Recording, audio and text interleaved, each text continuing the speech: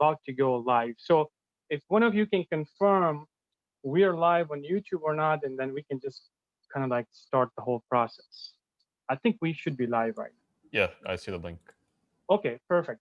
Welcome everyone. Today we are doing a session on applying for jobs and also applying for jobs and the phase that we are in when we are applying for jobs and like when do you start, some of the issues that we face, some of the things that we don't discuss too much. Like we just basically say, hey, this is the job you need to apply.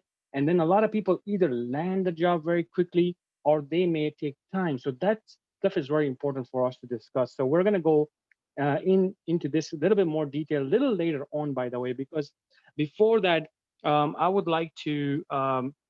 Is my voice okay, guys? Okay. Yeah. So Yeah, sounds good. before that, I would like to basically say thank you to the whole Zoom, Discord, and everybody who is joining in from Discord and on the Zoom right now. I would like to say thank you because you're giving us time right now, and that's valuable to us. So first, I want to say thank you to KevTech because he's always there for us. He's always supporting us, and he's always special to us. So, and then after that, we also have so many members that are joining us, and they're always supporting us, like Haifa and many other members that are in this community that supports us. So I want to say thank you. So, but today I have two guests right here in this community, in this meeting. We will start with them because they actually landed a job recently. So one landed a job today, and I'm not sure, Junior, when did you land a job, but you're gonna come up soon right here. So what I call you, because we have two people that have some information that can really help you, to be honest. So the first one that I would like to invite, and I want to say congratulations to Jacob. Jacob, would you like to come up on the mic and kind of just take us through your experience? Like, how did you start it just from that day one kind of thing? Like, where were you before JSS and everything? And we want to know that what did you have before and how did it all happen? So give us a little insight about yourself and just walk us through quickly. Okay. First, let me know if there's any audio issues. No, I So, think you're clear. all right. So first off, I come from an aviation background, and I wanted to transition into IT. It's always been like a interest of mine. So my IT journey starts with me getting the A+. And the catalyst for that was a requirement of an online college I was going for. So I got the A+. I got accepted in the college. It's WGU. It's an online college. Network Operations and Security was the degree. So I went to that full force. I earned network, security, and IDLE 4 certification all along the way. But after I got the security, I decided, hey, it's a good time to get some hands-on experience. And I noticed when I was applying for help desk positions, which is a really good place to start, that they were asking for things quite different than what I was taught in school. There's basically a skill gap there. The major ones being Active Directory, 365, Office 365, ticketing systems, VPNs. Quick, I'm gonna quickly stop you. So, based on how many, like you're talking about hundreds of interviews, or are we talking about just few interviews? Like based on how many you're gathering this information, like. So I was a federal employee before, and I preferred to stay federal, but after applying for about 80 federal jobs, I realized that wasn't going to happen. I might have to leave for the private sector for a while and come back. So on the private sector side, I probably applied for about 150 jobs, federal about 70 to 80. So collectively about 230 jobs. Wow. Okay, that's quite amount. Yep. I yielded about 4 interviews from that, and it could have been my resume's fault. Who knows? Got it. And then what happened next then? Because you got the job now. So how did that work out? Okay, so right after I finished the IDLE 4 foundation, found the skill gap and decided to close that gap. like this is obviously what the employers are looking for, and time to pursue it. You got to be proactive about this if you want to set yourself apart. And I found Job Skillshare. I actually looked for like a help desk training, uh, platform, found you guys, and the first thing I did was analyze curriculum. Like, is this actually gonna fill that gap? And it did. So I started off on the free course, and then I saw the value, and I just took the leap. So I started it about 25 or 30 days ago. Um, I'm about 80% through the fundamentals, while I'm actively applying. Got it. And then I get, the call for a job I really want.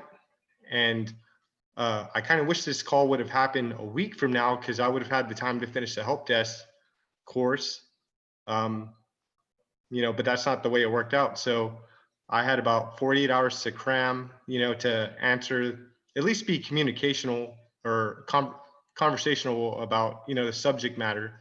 So that's what I did. Was I basically crammed for 48 hours, and it was enough to pull it off. That's awesome. So, in this whole, do you think that the joining the job skill share had any value to what you were going through? Did you learn anything, or was it something that you just needed the confidence and were like, okay, yeah, that was just needed there, and now the rest of the stuff, this other stuff really helped me. So, because if there is some other stuff that we should know that, and how do you feel about that? Like, what really, like, helped you in did the content help in the interviews or stuff like that? A lot of people would want to know, like, step by step of where did it really help? First off, absolutely. The interview, at least the technical questions, I learned 100% of that off job skill. They didn't ask me too much of like the networking basics.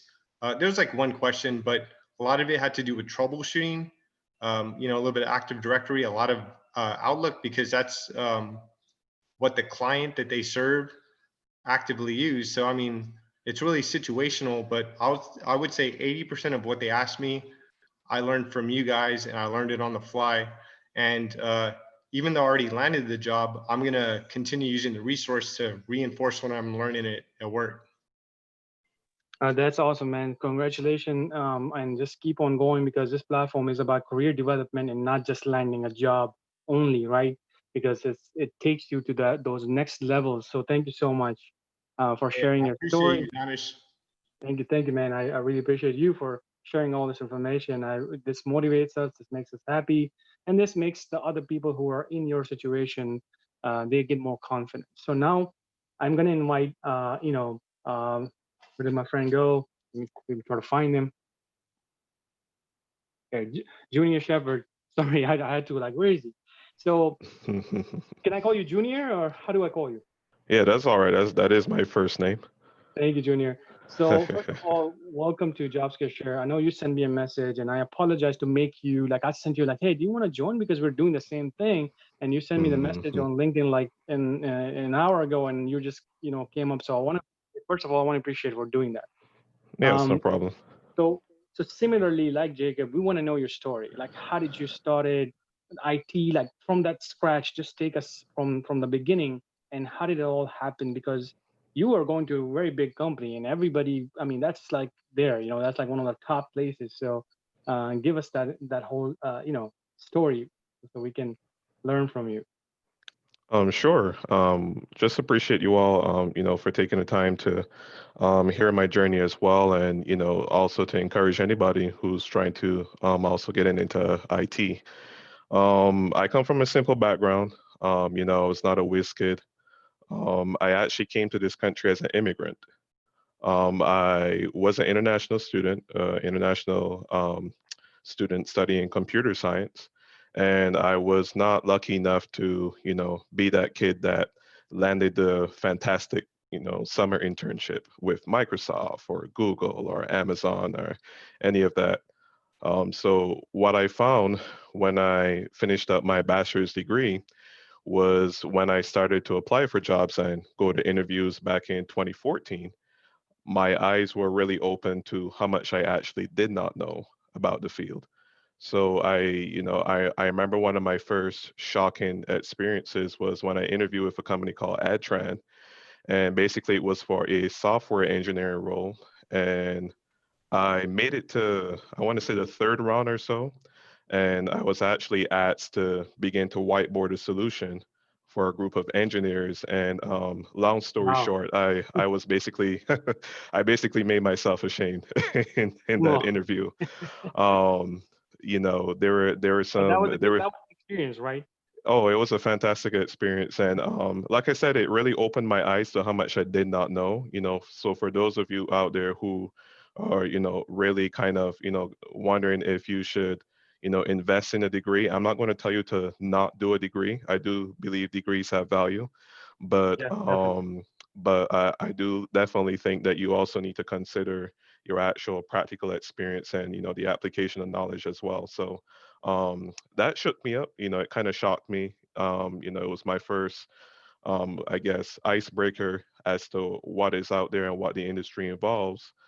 Subsequently, I was able to land a job as an IT technician at a Right. local company over there in Alabama, where I was living at the time.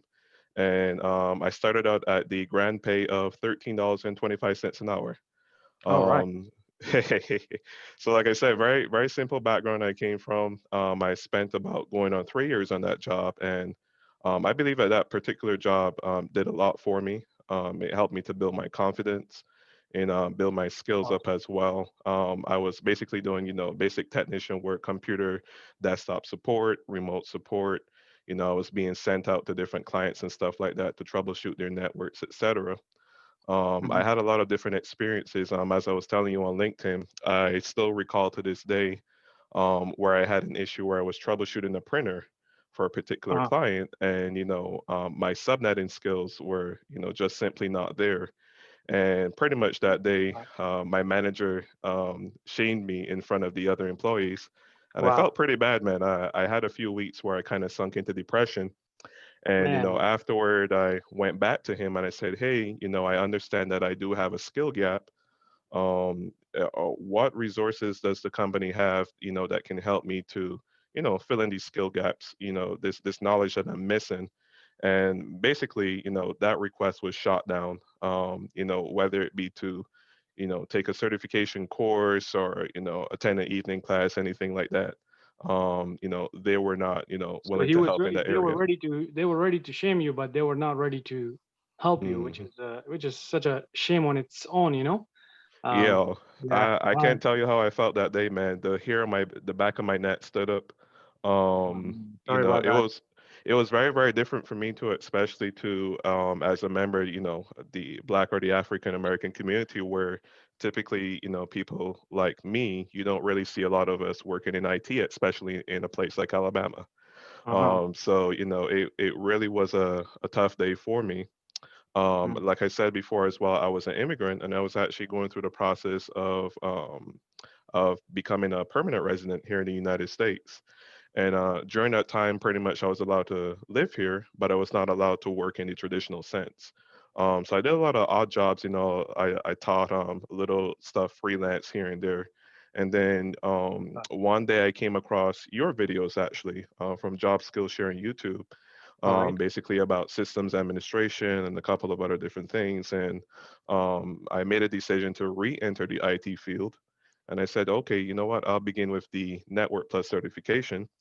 So I spent about 6 months on that. I saw a lot of quote unquote success stories where people, finish this Mhm. certification in 2 or 3 weeks. But I said to myself, hey, I'm not interested in getting a piece of paper. I want to make sure that I really understand Mhm. what, I'm talking about. I want to be able to talk about these principles and these concepts. I want to be able to really understand, the content of what the exam is, questioning me on or Yeah. testing me on, so that if I do go into an interview that I can talk about, what I do Mhm. know. So, I made a decision to take my time and to really dive in. And I went ahead, passed the Network Plus on the first try.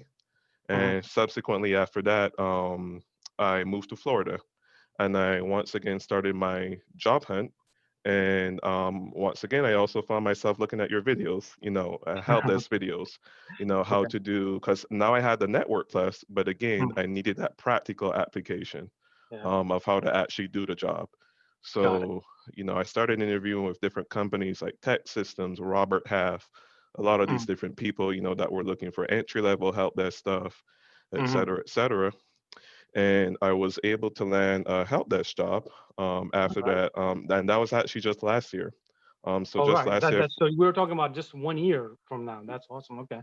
yeah, just last year. So Okay. last year I was able to land my first help desk analyst job. Mm. Again, I still needed to pick up those actual practical skills. So I watched a lot of your videos, on, basic Active Directory administration, creating users, groups, understanding group policy, Mhm. the doing Windows Server deployments, that type of stuff. Got it. And I volunteered, after hours on job to help with projects, Mhm. work with other systems engineers and things like that. And Mhm. consequently, my efforts got noticed. And 3 months later, I was offered a sysadmin role Oh wow. Okay. at Three the same months. So company. you got the job as a help desk year ago as an analyst, and in 3 months you prove it to them that I'm worth as Mhm. I'm sysadmin level. So look at this. I mean, it's just beautiful right there. Okay, go ahead.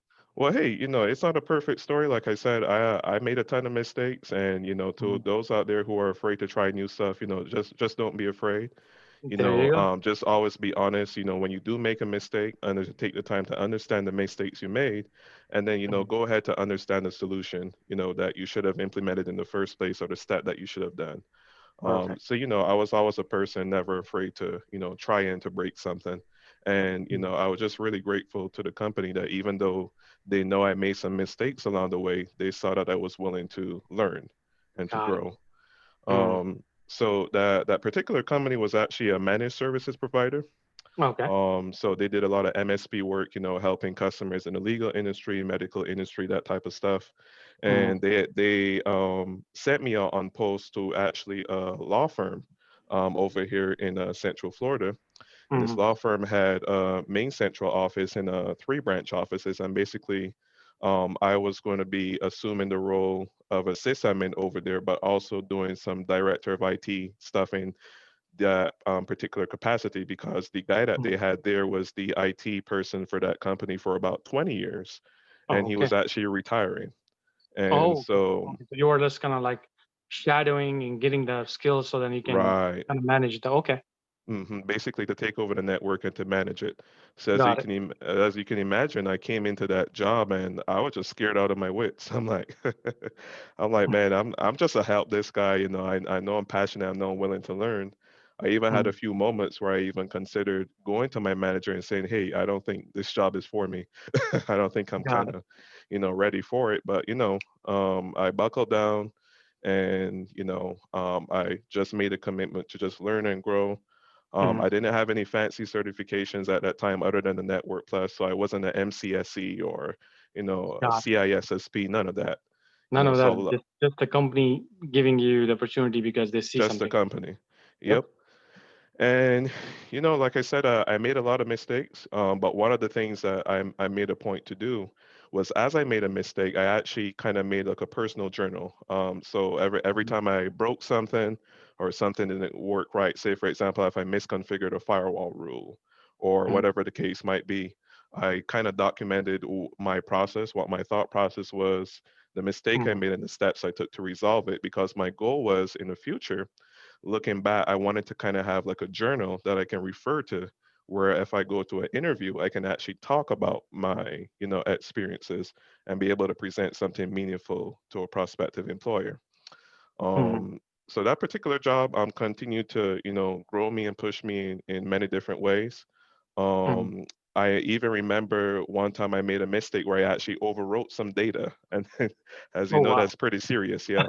Okay. And I was sitting in a room full of stakeholders, and let's just say they were not too happy about what Oh I yeah, had to tell them. yeah.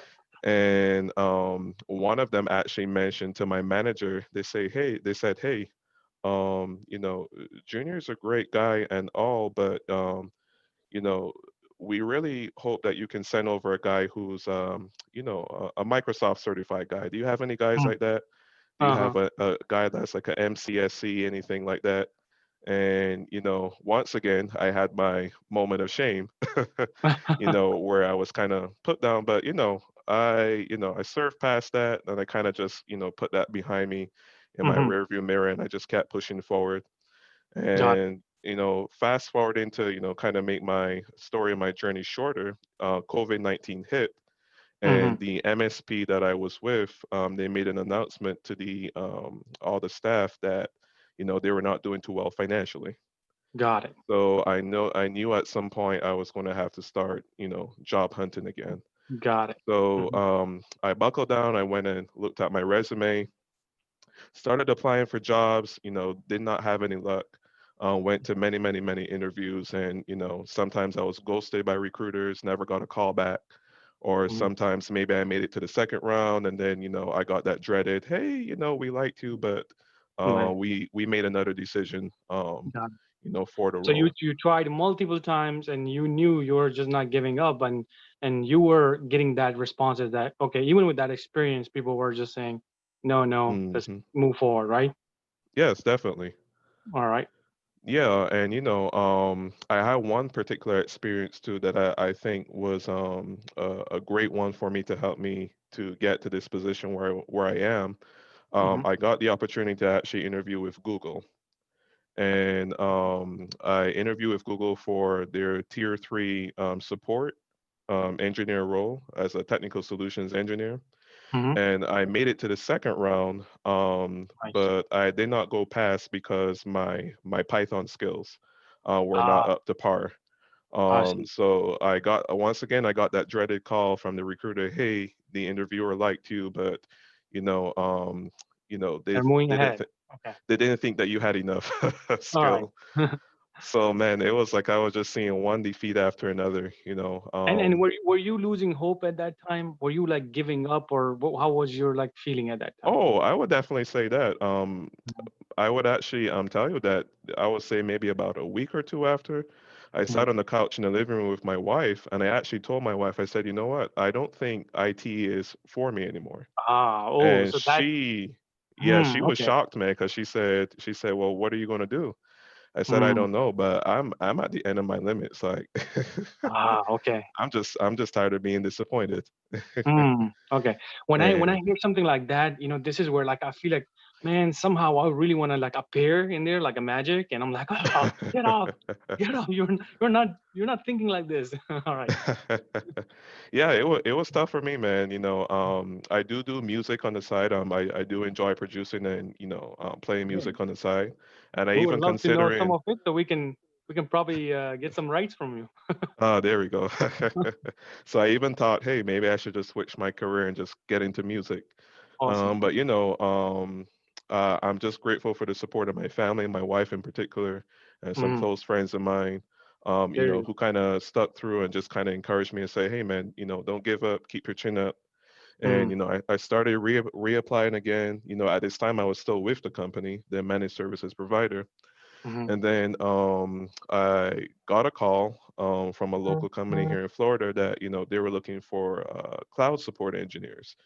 So at mhm, that time, I really wanted to get into the cloud industry. It was booming. Everybody was talking about cloud, and mhm, I basically told my employer, hey, I really appreciate all you've done for me, but I'm going to move on. And mhm. that was that. And I got into that new role, but then as weeks went by, I realized too that that particular role was not really kind of where I was, looking to be. Got it. And at that time, I was, watching a lot of YouTube videos, a lot of people that post content like yours, and Mhm, also people that also share and help other people in the IT industry on LinkedIn. mm, And one of the things that I would say to anybody on your YouTube live stream, and anybody mhm, also on this call, that I believe was a major factor for me getting to mhm, where I am, is not just working on your resume and applying for mhm, jobs, mhm. is make sure to have your LinkedIn profile in tip-top shape. Such a great point, because today, this after this session, that's exactly Hmm. where we're going. Like, where are we missing the tips Hmm. or things from other professional? And this is the reason. you guys came ahead before this session because of this Mhm. reason. And now you're saying exactly what basically we wanted to think. So, man, my battery is telling me to plug in quickly. So, Haifa, are you there? I am here, yes. Okay. While you do that, let me make sure I plug this well. Okay, well, Sorry. I wanted to congratulate Junior real quick. Yes, thank you. Congratulations, and your story is so inspiring. Jacob, also congratulations. Junior, thank you for sharing that. Thank you for being honest about your story, because a lot of us newbies are like, how can I say this? Like, because we're so new, maybe we get discouraged sometimes. But you sharing your story has really like inspired, at least I can talk about myself, and I'm sure other people, but has inspired me to like keep pushing and keep going. I also have two things I wanted to share with you. 1 second, let me find it. So IDT Dawoodi, I'm sorry if I'm saying your name wrong, asked you on YouTube. Hi, Junior. What were the hardest questions you think you had during your interview, technical ones? And then the second thing I wanted to share before I give the floor back to you is I can't say the name, but I think it's, no, I'm not going to say the name. I'm not going to, but somebody quoted Albert Einstein and said, anyone who has never made a mistake has never tried anything new.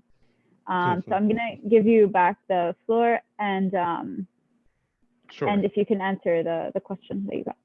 So the first one was, what did I feel were the hardest technical questions? Okay. Now, if I were to refer back to, say, for example, the Google role that I didn't get the job for, like I said, the hardest technical questions I felt were mainly from the programming perspective. Anybody who's trying to, say, for example, land a job at a company like Google, they're very, how should I put it? They're very algorithm focused. Even though they have different roles and stuff like that, they really want people that have like a programmer's mindset. And I think that that's what shocked me, even though the role description indicated that not a lot of heavy programming was required to get the role. Going into the interview, where I thought I was just going to have, basic questions on Python syntax, or maybe, okay, how would I, generate a string on the output for the console, or whatever the case might be. I was actually given a pretty tough question, and I found myself just not being able to, complete the solution within the given time. I was given about 30 minutes to actually whiteboard a solution. And, me not really being a strong programmer, not really having a lot of experience being in that type of scenario, I didn't do too well at that point in the interview. And also, something else that I didn't mention that maybe have helped to somebody on this live stream is your Linux skills. My Linux skills were actually not very good at that time too. I was actually questioned a lot on Linux. So I would say that those were the two points that were the most difficult for me. Having the how should I put it, the reasoning skills behind the programming languages, as well as knowing the Linux commands or the approaches to, perform certain administrative tasks in Linux. Currently, though, for the role that I do have with Amazon Web Services, I would say that was not so much from a technical perspective, even though the role is technical. They were not really that concerned on whether or not I knew 10 different programming languages or whether or not I was this big time sysadmin. What they were more focused on, as I told Danish earlier, was actually my soft skills.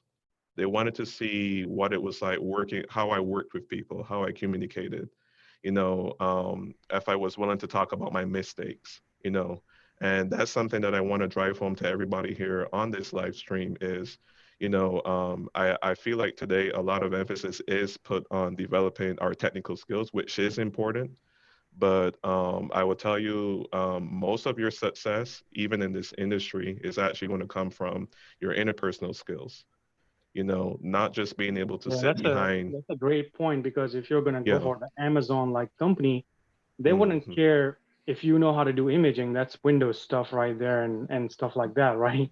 Sure, So sure. they would want to know they would want to know if they have products and they have customers that deal with almost, very expensive type of stuff, and they have Mhm. millions of customers out there. So they would Mhm. want someone to be in that position where they can take the customer service more seriously because that's their Mhm. business, right? Yes, And that's a very definitely. good point because it doesn't matter. Even if you go for the help desk, could be a very technical job, but still they would want someone to actually follow directions from their management team. They wouldn't want someone to be, no, no, I can do it myself. So don't tell me to do how to do this stuff or that stuff, right?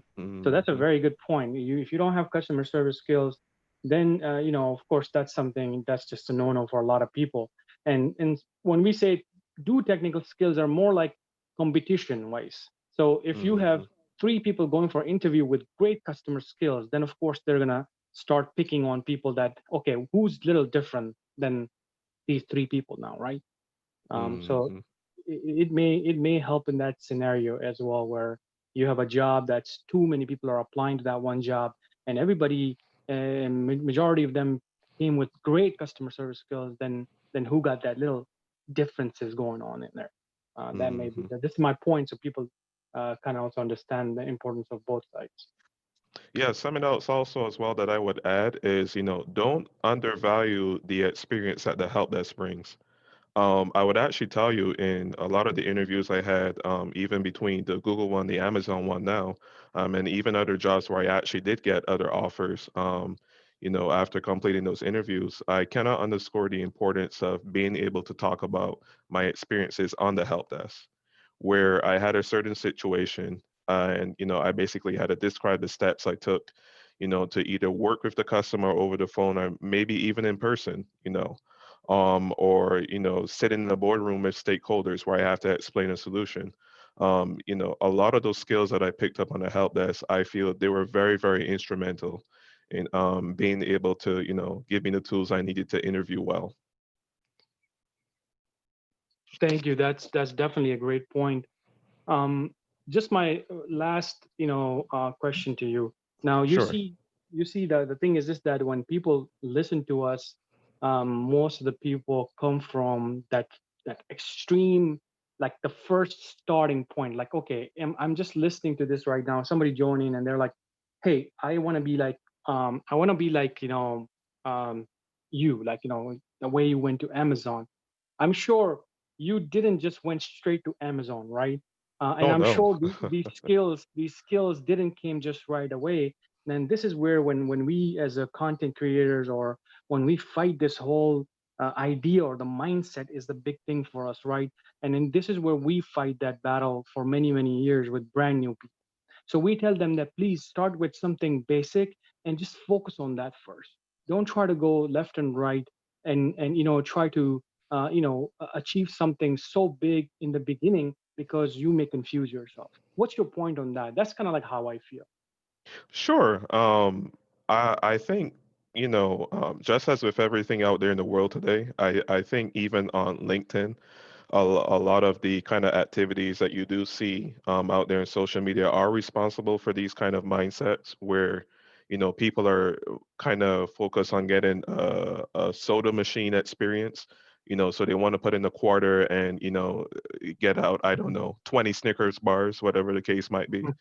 And that really doesn't work here. You do have to put in that work. You do have to start from small, and there's no shame in starting from small. Nobody arrives one day, or as my grandma used to say, they were not born with a gold spoon in their mouth.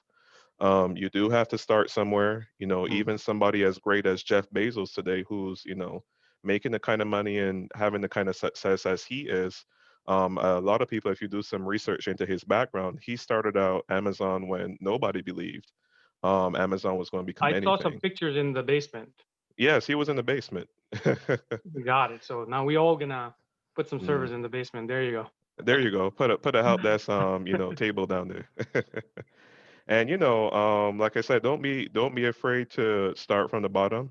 My very first interaction with computers was actually disassembling a Dell laptop, an old Dell laptop, for go. a college student. I was just doing simple computer repair.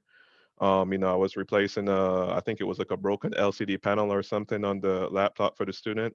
I was just looking for ways to make extra money in college, and I made how much should I charge him?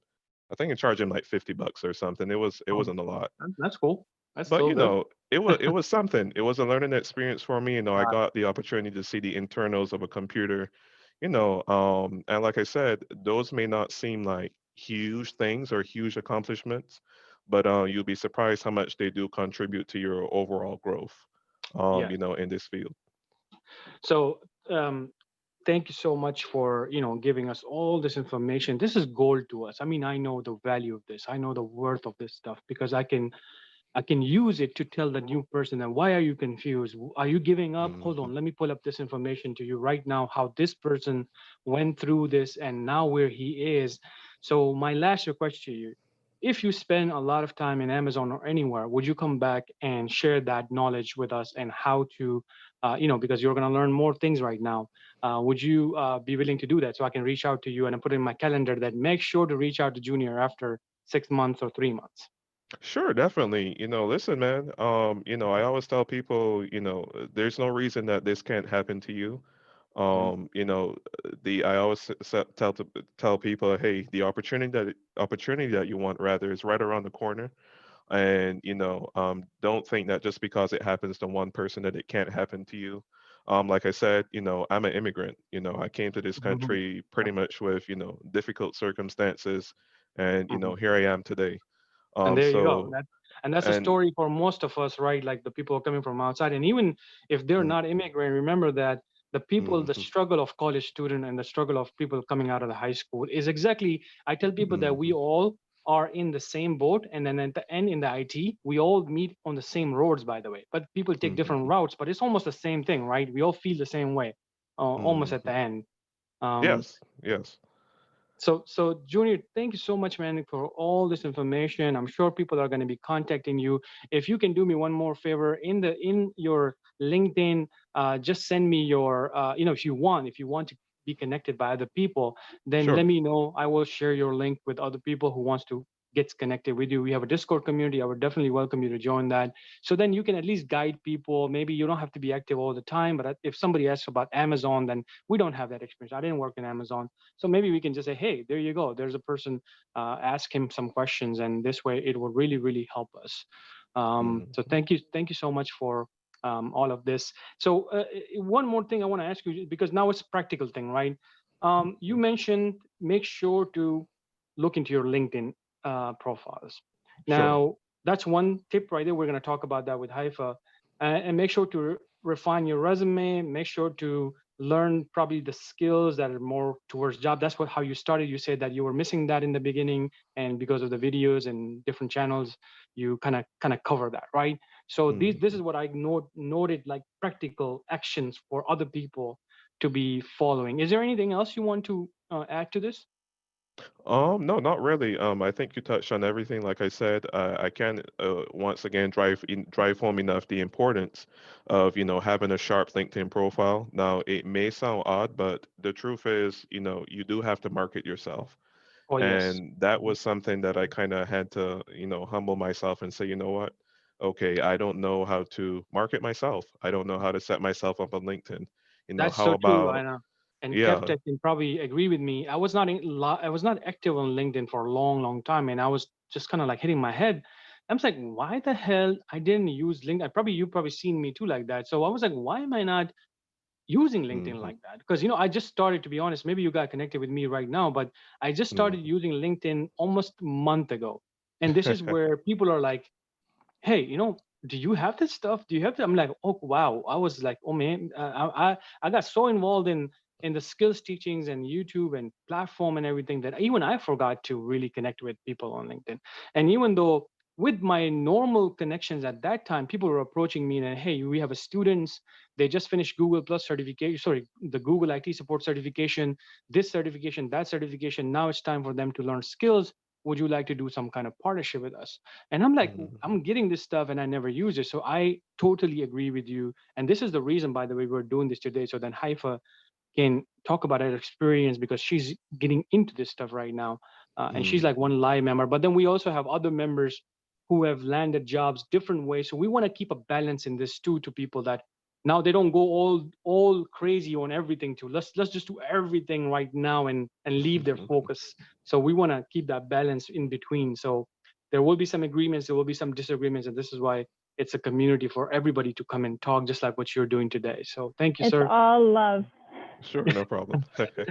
Thank you so much for joining. So, okay, now we're now switching this to a little bit on a different side, and we're going to talk about Haifa, because I always say her name wrong. Thank you, sir. So we're going to talk about Haifa. She is a member of Job Skills Share. But before this, because it's going to start into something, why is this not happening or that not happening? So I want to also start with something that, hey, this is a member who have like learned skills and learned a lot of things before she came to this point where she's stuck now, right? Yes. Haifa? Yeah, So I want to make sure that yeah. I want to make sure that that's kind of like, because a lot of people may come to brand new I people. was gonna say that. Yeah. So go ahead. The floor is open to you. First of all, I want to apologize. I'm around the pets today, so if you hear a dog bark or a cat run through, there's nothing I can do. If you hear the dog crying, he's not in pain. He just wants attention, like right now. Hold on one second. Okay, so I wanted to talk about a few things. I've been applying for jobs for the past 3 months, and I live in the DC, Maryland, Virginia area. So a lot of the jobs are government jobs, and some I can't apply to just because of like citizenship and clearance and stuff, because I also came as an international student and now I'm a permanent resident. But I still haven't applied for my citizenship. So my job market it's not small because it's 3 states, but a lot of the companies here work with government companies, and when they work with government companies, I get stuck because I can't apply, right? Because of the clearance.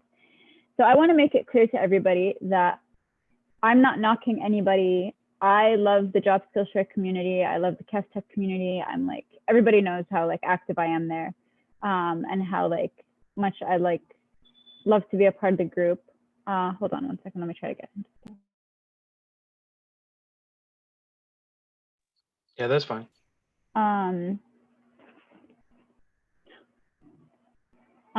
Sorry. Hold on. Yeah, I mean, if you want to take if you want to take a little break, I can go over and share the screen and just kind of like go over something if you think that's going to be time thing. It's just the cat walks into the room and the dog chases a cat. They're friends. They just chase. So if you hear screaming, I promise my animals are all safe. Unless, I mean, I'm not hearing you. They're all safe, I promise. So if you hear screaming or like a cat freaking out, they're just playing. This is how they are. Right, I'm so sorry, you guys. Like, the animals are not being abused. They're so spoiled. Okay, so I wanted to let people know, like, if you don't know who I am, my name is Haifa. I'm a live member of Job Skills Share, which means I'm a premium member. Huge supporter. Love the communities. Anyway, I'm like an overachiever. So I'm constantly like studying. I'm constantly trying to learn new things. Like, I'm constantly doing something. So the things that I'm going to talk about are maybe too much for newbies, and I don't want to put that pressure on anybody. I'm just letting you know this is my experience and this is what I've done, like in terms of research. And my research started today because I was applying with the magic resume up until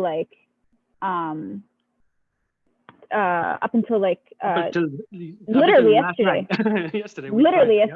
And then I was like, okay, well, there must be like, maybe I'm not portraying myself correctly. So let me just see, because I haven't applied for a job in 10 years. Or the last job I even got, I didn't apply for. They reached out to me and they hired me, which was my marketing and public relations executive role in my home country. So they reached out to me, and that's how I got the job. So I really haven't applied for jobs. Like, I don't even remember when the last time I applied for a job was. And the other thing I wanted to see was, I have a a huge gap in my resume because I came as a international student. And for you, anyone who's here that's an international student, you know that I think the laws are the same for all of us, but what it was for me is I couldn't really work anywhere other than the university, which was not something that I did. A very long story short, I got very sick, blah, blah, blah. Here we are today. And now I'm a permanent resident. But yeah, I never got to finish my bachelor's. Maybe one day I'll go back and do that. I don't have any certifications. I'm currently in process to like, I'm studying for my A+. I'm actually reviewing at this point. And I think that's my background. But yeah, I don't want people to listen to this and like freak out. Oh my God, I have to do this. You don't have to do anything. So maybe like the way we can start is like you started, you called us, we did the training together. And from that on, we want to kind of cover because you are in a different situation right now, right? You did trainings while other people are going through different learning styles and everything. So we want to make sure we keep that because you're specifically about you right now. And if somebody can relate to you, then maybe that would be a great, and then later on, we can also share the tips that can help everybody, right? Yeah. So you started with the live training. Long story short, you had a lot of questions about A+ certification and everything like that. You kind of skipped that. You start the training, you learn all of these skills training. And at some point you got pretty good that at least you got one interview, right? I got 3 callbacks. 3 callbacks. One interview, like the first, 2 of the callbacks required citizenship for clearance, so they didn't move forward with me, obviously. But so the blockage for those 2 were citizenship. Yes, I was nothing else. So we got to talk about it. So just in case people are not citizen, they should know this. Okay, let's move on. And then the only real interview that I had, I actually went into the final round. So 3 rounds, I would say. First 3 rounds, yeah. Second, so the first one had 45 candidates. The second one had 20, and the last one had 5. And I made it to round 3. I didn't end up getting the job, but I did make it to the final round. And I wanted to mention this also. What helped me get to the final round, and I'm telling you guys, like, I probably wouldn't have gotten there without the advice of, was it 2 or 3 mock interviews that we did? We probably did 2, right? One on your channel and one on KevTech's channel. One on the KevTech, yep. So I'm going to link those when I'm done talking about all this. Maybe Danish can link it also in the description. But those are really, really, really important to watch. I know that they're long. I'm sorry, it is what it is. But you're going to learn so much because we have IT professionals asking us questions. And I think most of the questions were soft skills, except for maybe the port ones. Yeah, so we have the full playlist. We'll share that. I'm sure people will kind of figure out which one is the soft skills and which one is technical. I know that if you're not used to being in an interview, please watch these. Each one of them gives, even though like I'm in both, there's different people in each one. And they're giving really, really good advice. And you can hear other members or other people in the community give you their answers. And some of those answers, the pros were like, oh, that's fantastic. That's a great answer. Like that will get you through the door. You know what I mean? So I really want to like push on that, like watch the mock interviews, even if they're long. You're going to learn a lot, especially if you're going to an interview. A lot of the questions that I was asked were things that I was asked in the mock interview. So when I was asked them in an interview, like, so imagine like in the mock interview, I'm with pros, but I know them, like they're my friends, right? But I'm still like being broadcasted on YouTube, right? So that's a little bit of anxiety. The intensity right? There. Like it's kind of like real, okay. So it's less intensity when you're on the phone with 2 people, like if it's 2 people in the interview, you're thinking, oh, well, you know what? I learned in front of all these people, like a few weeks ago in the mock interview. So this is not so hard. You know what I mean? So for me, it was really, really helpful. It helped me with my anxiety. It helped me with everything. And like I said, the IT director ended up emailing me personally. Like they sent out like rejection letters, like what do you call it? Like the regular, like the one that they send to everybody. Yeah, who like you get didn't paid? make it, sorry, blah, blah, blah. Yeah. But then the IT director ended up emailing me personally. One of the people that interviewed me was him, and he emailed me personally and said, "Thank you, we really liked you, and this was a really hard choice." So like that was also nice to see, like, you know, like I didn't completely like, you know, maybe I was like second or third runner up. Got it. That made me feel a little bit better. But anyway, so that's that. I came into the field literally. I keep joking about this, like, but it's true. The first, because Danish records, or Job Skillshare, they record the live sessions. The first 4 days of my live sessions, which it was 4 days, but like that period, I literally used to look at Danish and say, is virtualization the same as RDP? And he would explain it to me, and then like 5 minutes later, I'm like, so this is how you RDP? And he's like, it was, remember? I didn't die that day though, I know.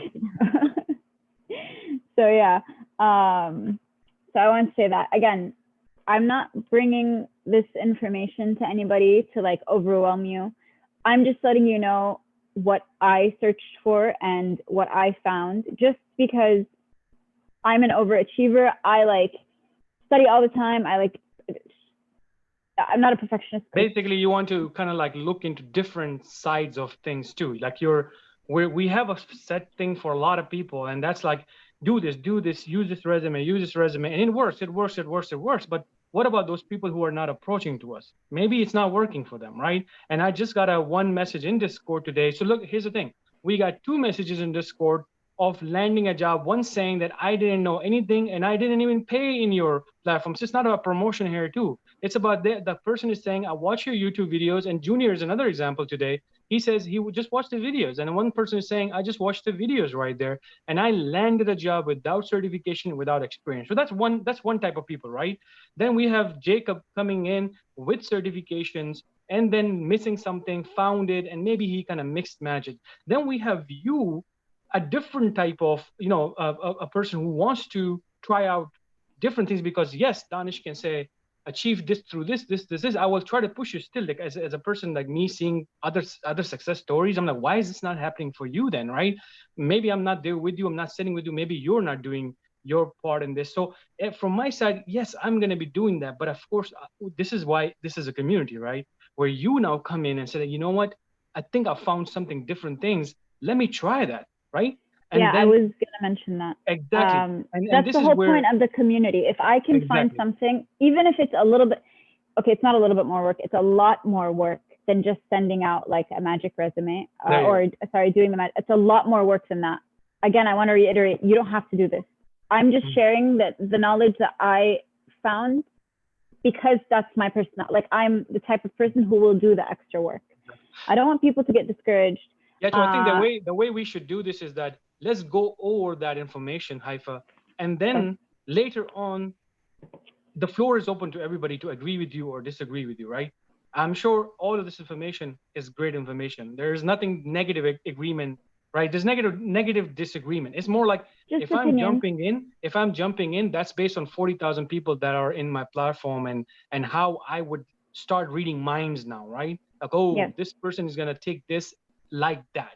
This person is going to take this like that, because I go from a perspective of a trainer, right? And I've been doing this for 10 years. So I've seen this, I deal with this every day. And another IT professional may go with a perspective of their own experience with 1 or 2 companies. That is also perfect, because they have something that I don't have, and they don't have something that I have, right? So it's more like a combination. And then members over here, because we are a member specific community, they will make a decision just like you if they want to use your tips, or they may think, let me hear these other people out and let me use that way. So this way we can all come to a kind of like a one point where we all respect each other. So my one request to everybody is that please don't take this kind of stuff negative. This is for you guys.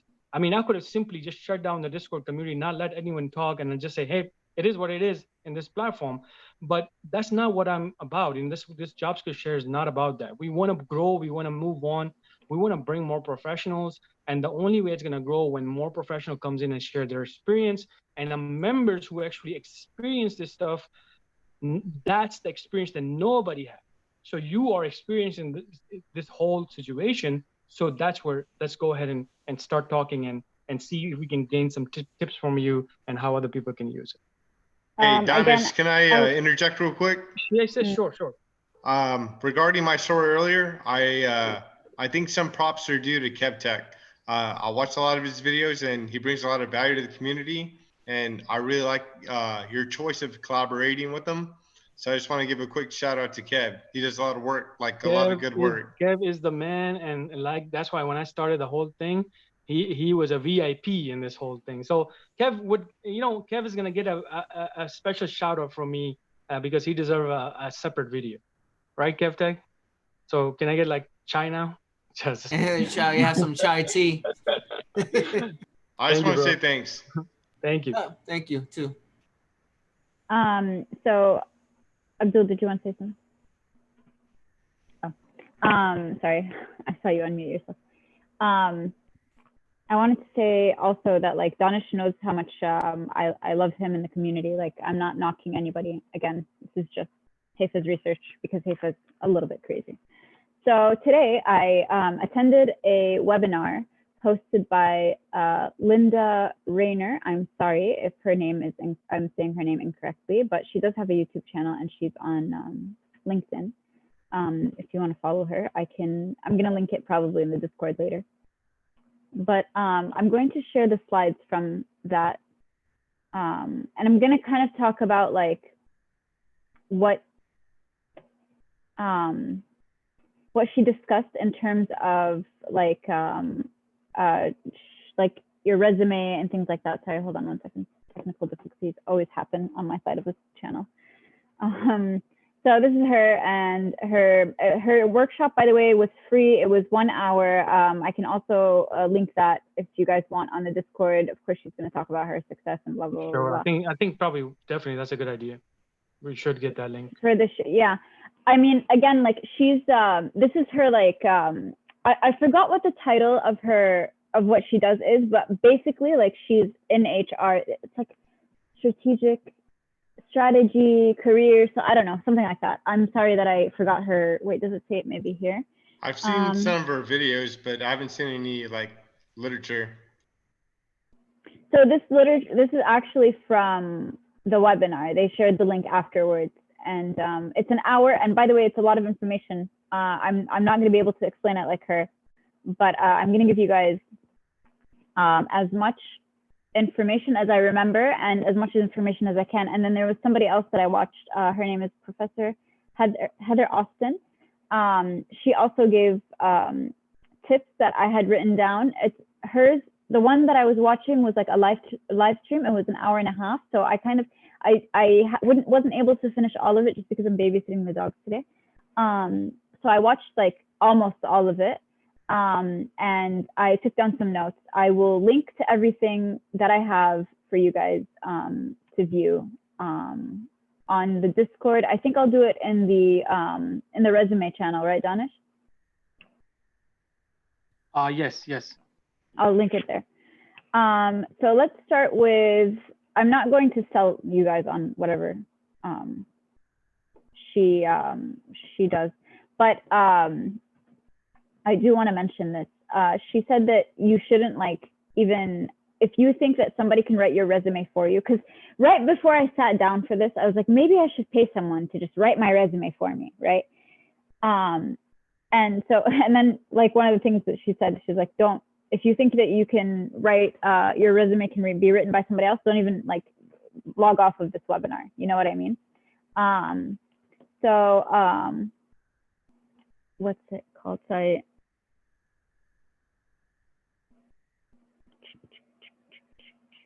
So this is something interesting that she said, that usually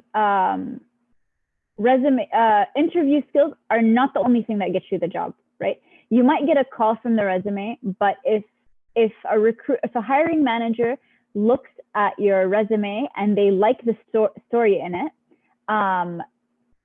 when they meet you, they're more likely gonna they're gonna pick you as their candidate. So if like, you know, if like, let's say, I don't know, I'm going on a date with 3 different people, right? And I see the pictures, and one of them is, by the way, I'm like married. It's not, but anyway, I see the pictures, and one of them is more handsome than the other, right? And then the other 2. Then I'm gonna go in wanting to root for that person. Do you know what I mean? So that's what she was saying about resumes and interviews. It tells your story before you're able to tell your story. Apparently, this is something I didn't know, but hiring managers and recruiters only take 5 to 10 seconds to look at your resume. Did you guys know that? I didn't know that. That was such a shock to me. But yeah. So yeah, here you go. Like the resume is like your very first impression on the recruiter or the employer. And then she was bringing up, like I said, I'm going to link to her webinar. I'm just going to share like the important stuff. So this is what she was saying about like, whatever, I just mentioned this is fine. So why should you care about like why your resume like tells your story before you do?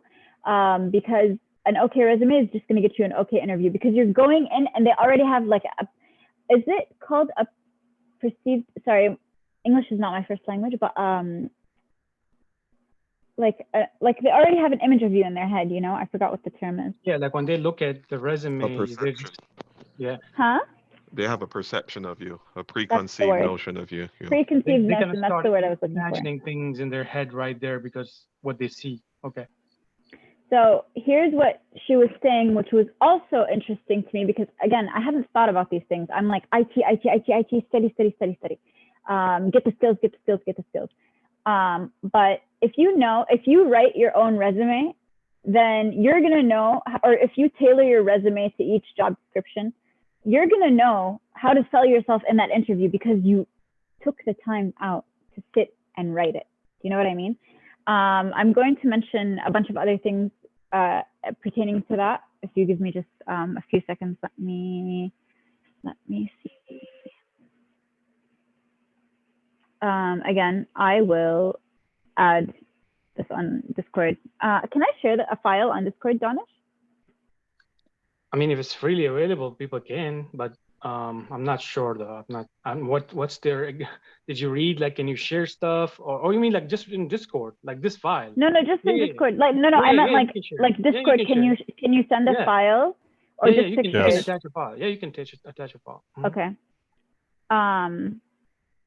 So, and then she was saying, regardless of whether you have experience or not, because again, I haven't applied for a job in a long time, and the jobs that I worked in before had literally nothing to do with IT. The most I have about IT is, other than Job Skillshare, which was from a few months ago, was I did a networking associates 14 years ago. Okay. So like I was really not in the field. Like I was doing marketing and like I was doing everything other than IT. But she was saying, if you can, regardless of whether you have the experience, if you can sell yourself that you're a quick learner, that you're like, if you can sell yourself on your resume, you're going to be able to sell yourself in the interview. So understand your value. There was something really nice that she said, but it's in my other notebook and I didn't bring it with me. But yeah. So here, let's do it. So these are the 4 parts that she talked about. Oopsie daisy. Sorry, I'm so sorry. The overall strategy, and this is what we're kind of going to briefly go over. Again, this is not my content. But the first part is get into the hiring manager's mind. The second part is structure of a top-notch resume, like what you should put in your resume, and that's something I also have notes on from Professor Heather. And then capture a hiring manager's attention, and then create a compelling storyline. So I also didn't know that your resume, you know how we go into a job interview and they're like, tell us about yourself, and you sit there and you tell them about yourself and you kind of like tell them the story, and then every question that they ask you, you're responding with like you're supposed to be responding with a story that has something to do with what the job is offering. right? Or what the job what they need for the person who is from the person who is like gonna get the job. So she's saying that your resume also does that for you. I didn't know that. I thought your resume was just bullet points. Read it, peace out. Like maybe call me, maybe don't call me if you have like my skill set. No. I didn't. Well, according to her, of course. But by the way, am I being clear? Yep. Okay. So like just please correct me if I'm going all over the place because I'm getting a little anxious because like anyway. So what's it called? So yeah, your resume is supposed to tell a story. Just like you're gonna sit in the interview and tell a story, your resume is supposed to tell a story for you. And I was like, oh my God, like what do you mean? I don't even know what that means. How is my resume gonna tell a story in like 2 paragraphs? You know what I mean? This is completely new information to me. I was shocked. So her thing is that the key things that there's 3 lessons in the first step on how to get into a hiring manager's mind with the job description. So the first one is the difference between a good and bad job description. So there are some job descriptions, and I know you guys have seen them. Maybe if we have time, I'll pull some up later. But they literally look like a little paragraph, and it's just like thrown out there. Like, and it's not even bullet points or anything like that. It's just the most basic, and they don't give you much information. They don't tell you what kind of technology or what you're going to be doing and things like that. So your job as, if you choose to do this, of course, I'm sorry, hold on one second. I'll be right back. Danish, can you take over? Yeah, sure. I will take over. So can you guys hear me? Is my voice clear? Yeah, we hear you.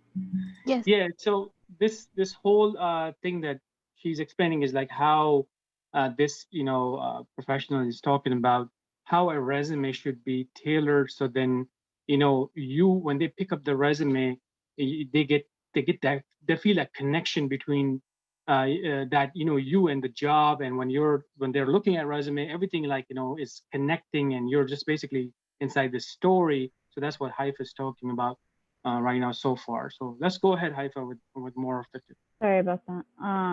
Again, I'm sorry if I keep getting up and doing things. I'm with them. That's but fine. Anyway, so yeah. So as your job as a applicant is to look at good and bad job descriptions and kind of tailor through those, or not tailor, or sift through those. So what you need to do is find 3 to 5 good job descriptions and form the basis of your top-notch resume. So this is your master resume, as I forgot who called it that. I think it was Danish, but you have a master resume, and you build that on 3 to 5 good job descriptions. The job descriptions don't have to be from companies in your like local region. You can literally like I don't know. I can search for IT. I mean, in this sense, we call it in, like, you're looking at the description that has more of the in-demand skills all over. So you're going to look for all over the states or all over that everybody respect and look at it. Even if they don't use Office 365, that's a respectable skill. So they kind of get impressed. So find 3 to 5 good job descriptions that have the same, like, from big companies, like from whatever, but like in your field around, it doesn't have to be in your city or state, in your country, and see what they're asking for, and then build your master resume on that. And she calls it like a top-notch resume. Relying on one job description is not enough. So if you just grab like one job description from Amazon, and you're like AWS or whatever, Amazon or Google Cloud or whatever, and you just like base your top-notch resume, or I'm going to call it master resume because I like that, but your master resume on that, it's not good enough. So again, you want and good means for it to be well-written, thorough, and detailed. Then she mentioned companies like Indeed, LinkedIn, and from what I understand, Australia and New Zealand, they use Seek for job searching. All right, I didn't know that. Seek. Yeah, I didn't either. Okay, so the other thing she said is it's so important for you to ask why they're hiring for a job. So not you ask them, but like you ask yourself. Okay, so here we have, one second, sorry, I can't see. On the third one, it's drive the company's competitive advantage and explore key growth and opportunities. By the way, you guys can see my screen, right? A little bit late. Okay, good. But like if you look at like the third one, like down here, it says, so you're going to sit there and ask yourself, okay, so maybe the manager before me wasn't able to do that for them. So that's why they're specifically asking for this thing. How can I add that into my resume as a bullet point, short, concise, not short, concise, well-worded, well-written, that tells a story where I can add that I've done this before. You know what I mean? So I can't speak to you guys about any of the ones mentioned here, but if I don't know, if a company were to ask about customer service, I usually say that, or when the company asks me about how I handle a, what was the question, Danish? Do you remember how I handle like an angry customer or something like that? It's disgruntled employee or something like that? Something like that. I didn't have because I told them like I started working as an intern when COVID happened. So I didn't really have to deal with a disgruntled employee, right? Or an upset employee, whatever the word is. But what I do have to deal with is like my grandfather. He's 85 years old. He has 3 laptops, and he's always calling me to come like over and fix things for him. So I use that, even though I don't have professional experience, I use that experience to like play it into like, here, like I know how to deal with frustrated people. You know what I mean? A guy who's 85 years old, a man who's 85 years old is not going to be very patient. And especially if he wants you to tell him exactly where to, he won't let you like touch the mouse. Like he has to do it. Like you have to tell him where to go. So if you're trying to figure it out in your head, like you're out of luck. But yeah, so ask yourself, so go through the job overview, go through the responsibilities, ask yourself why they're asking for each, what's that word? Highlight? I don't know, whatever. Each these things. So, and then she said, find the best keywords. So you want, when applying to a job, you want to find the keywords from their job description and use those keywords and plug them in to yours, you know, but don't like say plan like 3 times. No, use like plan once or schedule the next time. Do you know what I mean? You have to like keep it flowing and not repetitive because people don't want to read that. Imagine if you're reading a book and every 5 seconds, like, oh, plan, like, you know, so change up the words. I love to use, this is so basic, but I love to use the synonym thing on Word. And if I can't find a good one, then I'll go onto Google and type in like plan, the word plan, and like synonyms next to it, synonyms for plan or whatever. And it will come up with a list and I'll see which one fits best. Again, English is not like technically my first language. So, so I use that. Also, since we're on the subject of that, I wanted to mention that Grammarly has helped me so much. I installed it and I think it's an add-in. I forgot how I installed it. Is it an add-in? Whatever. I installed Grammarly and it's been helping me so much with like punctuation and things like that. Okay, so now we're going to go to step 2, which is the structure of the top-notch resume. What she calls the top-notch resume. But the first thing is like the profile, which says it should be 2 phrases up to, it should be, hold on. Is this about this? Is this LinkedIn? No, we're going to talk about LinkedIn too. This is just your resume. Okay. So your master resume, right? The the professional, the profile should be 3 to 5 things you're, no, wait, I'm so sorry. Where's professional summary? Oh, sorry. The unique identifier, what Professor Heather Austin called it. I like her template better. So maybe I'll skip over this one and go to her template because hers was so much more, hers was much easier. So let's switch over to. It looks like our template. So skip this one. Just kidding. Because it has almost the same flow. Yeah, go ahead. And which one is the one that you like? This is the Heather. This is Professor Heather Austin. Yeah, this right? is kind of the template that we use, right? The top name, but we have we do have lines in there. So if you remove that, the bullets, then experience is there on the top. Though we put skills in there, and then we'll do our stuff later on too. Just I have it open too. We can go over that. Okay. But I really like this one because I didn't think ever to put my resume like this. Obviously, we know that your name goes on the top. If you have an MBA, PhD, MD, whatever.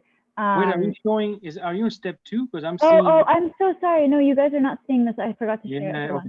Because I'm like the same one. Wrong one.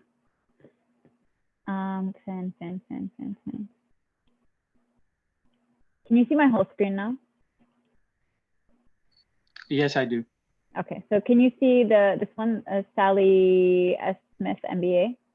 Yeah, can you make it a little bigger? I don't know if other people can see Control, clearly. wait, hold on. Well, Yeah. we can No, see it's not. It's not very clear because I screenshotted it. You guys. That's fine. Oh, that's fine. This is good. This is good. We can Is see this now. good? Yep.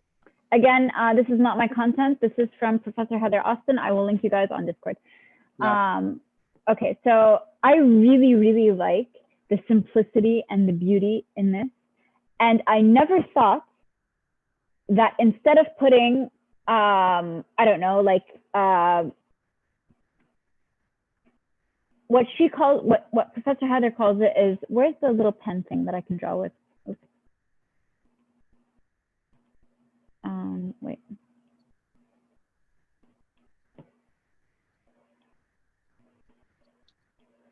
Okay. Where is it? Sorry. I told you guys technical difficulties. Okay. So what she said is, one, I didn't know this, but you shouldn't be putting your full address. You should just put your city and state. I didn't know that. And then she also put, of course, phone number, city and state, and then email, and then your LinkedIn thing, or if you have a blog or whatever it is that you want to link to your resume. And then instead of putting like unique identifier, or what did she have here? What did the other chick have here? She had profile. Professor Heather Austin says, no, put your title. So you see here how it says Vice President of Sales. So Vice President, I thought this was so unique. So I don't know. Hey, so it would have been marketing and public relations executive, right? Under that, put 3 of your top skills.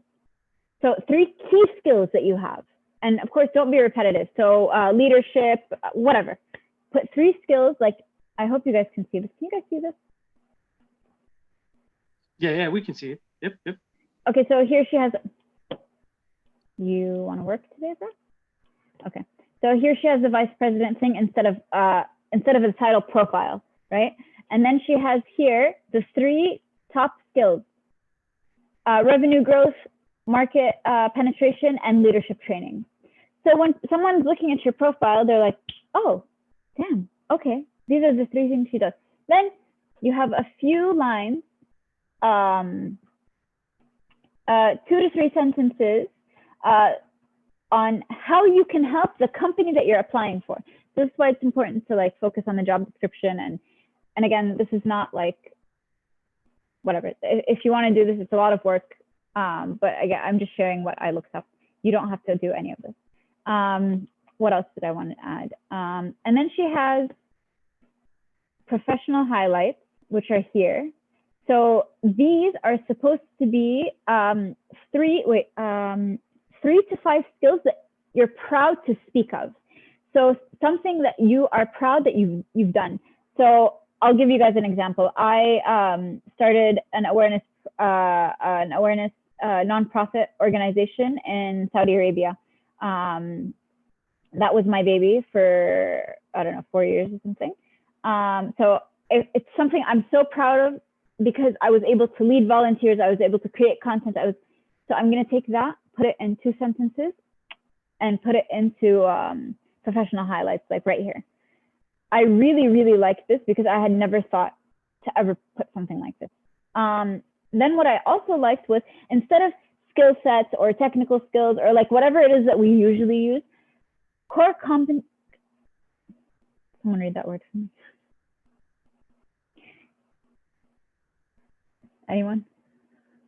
Competencies. Competent, whatever. I'm not. Competencies. Yeah, thank you. I like that she put this one. And then she put, for the first 2 rows, you want to use, hold on.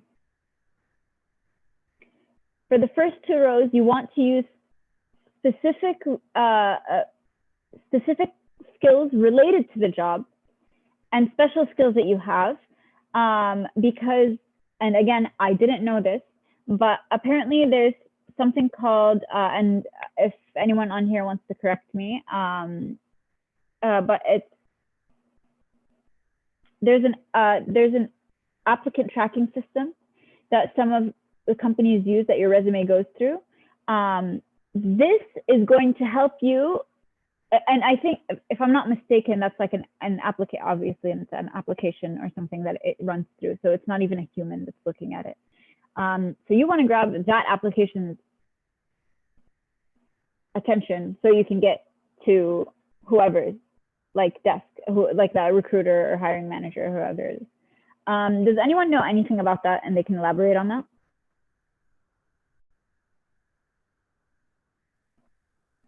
Yeah, I got a little confused. What was the last thing that you say? Elaborate on what? So apparently there's something called, so if you put specific skills that are related to the job on the first 2 lines here, right? Like this one and the one under it, it's going to attract the applicant tracking system. So okay. I don't know anything about the applicant tracking system. Again, I wasn't able to do everything that I wanted to research today. Not everybody, do you know anything about that? Yeah. Well, not everyone uses it, right? Yeah, not everybody uses ATS, and if they do use it, like for example, if somebody say, I'm looking for a help desk, so they will put keywords in there, or the system is smart enough to know that the help desk looks for customer service, help desk looks for computer troubleshooting, stuff like that, with very basic level.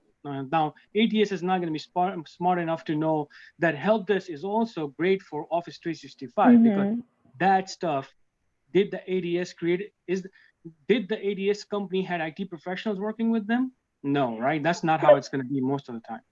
So it's not like, if I'm a hiring manager, I can't put in like what I want from the resumes that are coming in. Like I can't put in like, well, in certain systems you can, just like in Indeed.com right now. So you can go in there, and when I hire, let's say, I just recently did that. When I was hiring, let's say, a person from Cisco background or Python background, I was telling the system I'm looking for these specific skills to match it with our resume. So it was going to give me the pointers in there. Now I'm not sure what kind of system they use, but I'm sure if they're using some type of advanced system like ATS, they probably would have something like that. Okay.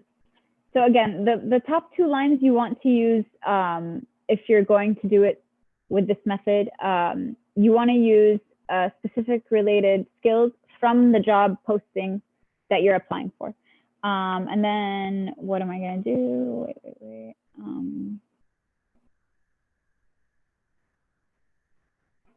Okay. And then Heather, Professor Heather, was talking about, let's go back to, so this is what Professor Heather did. And then again, I wasn't able to watch the whole thing because I was taking care of the pets, but I do plan on watching the rest of it. I do plan on watching more of her content. So if you guys are enjoying this, I can always like come back and like condense it for you into this, and we can negotiate it on live because I'm going to do it anyway. So if you guys want me to share it with you, I'm down. So let's close this one out. So you guys got the idea of this. Again, I'm going to share all the links of whatever it is that I have. Let's go back to, whoops. Okay, let's go back to Linda Rayner. So yeah, I didn't really like this part of her thing. I liked Heather's better.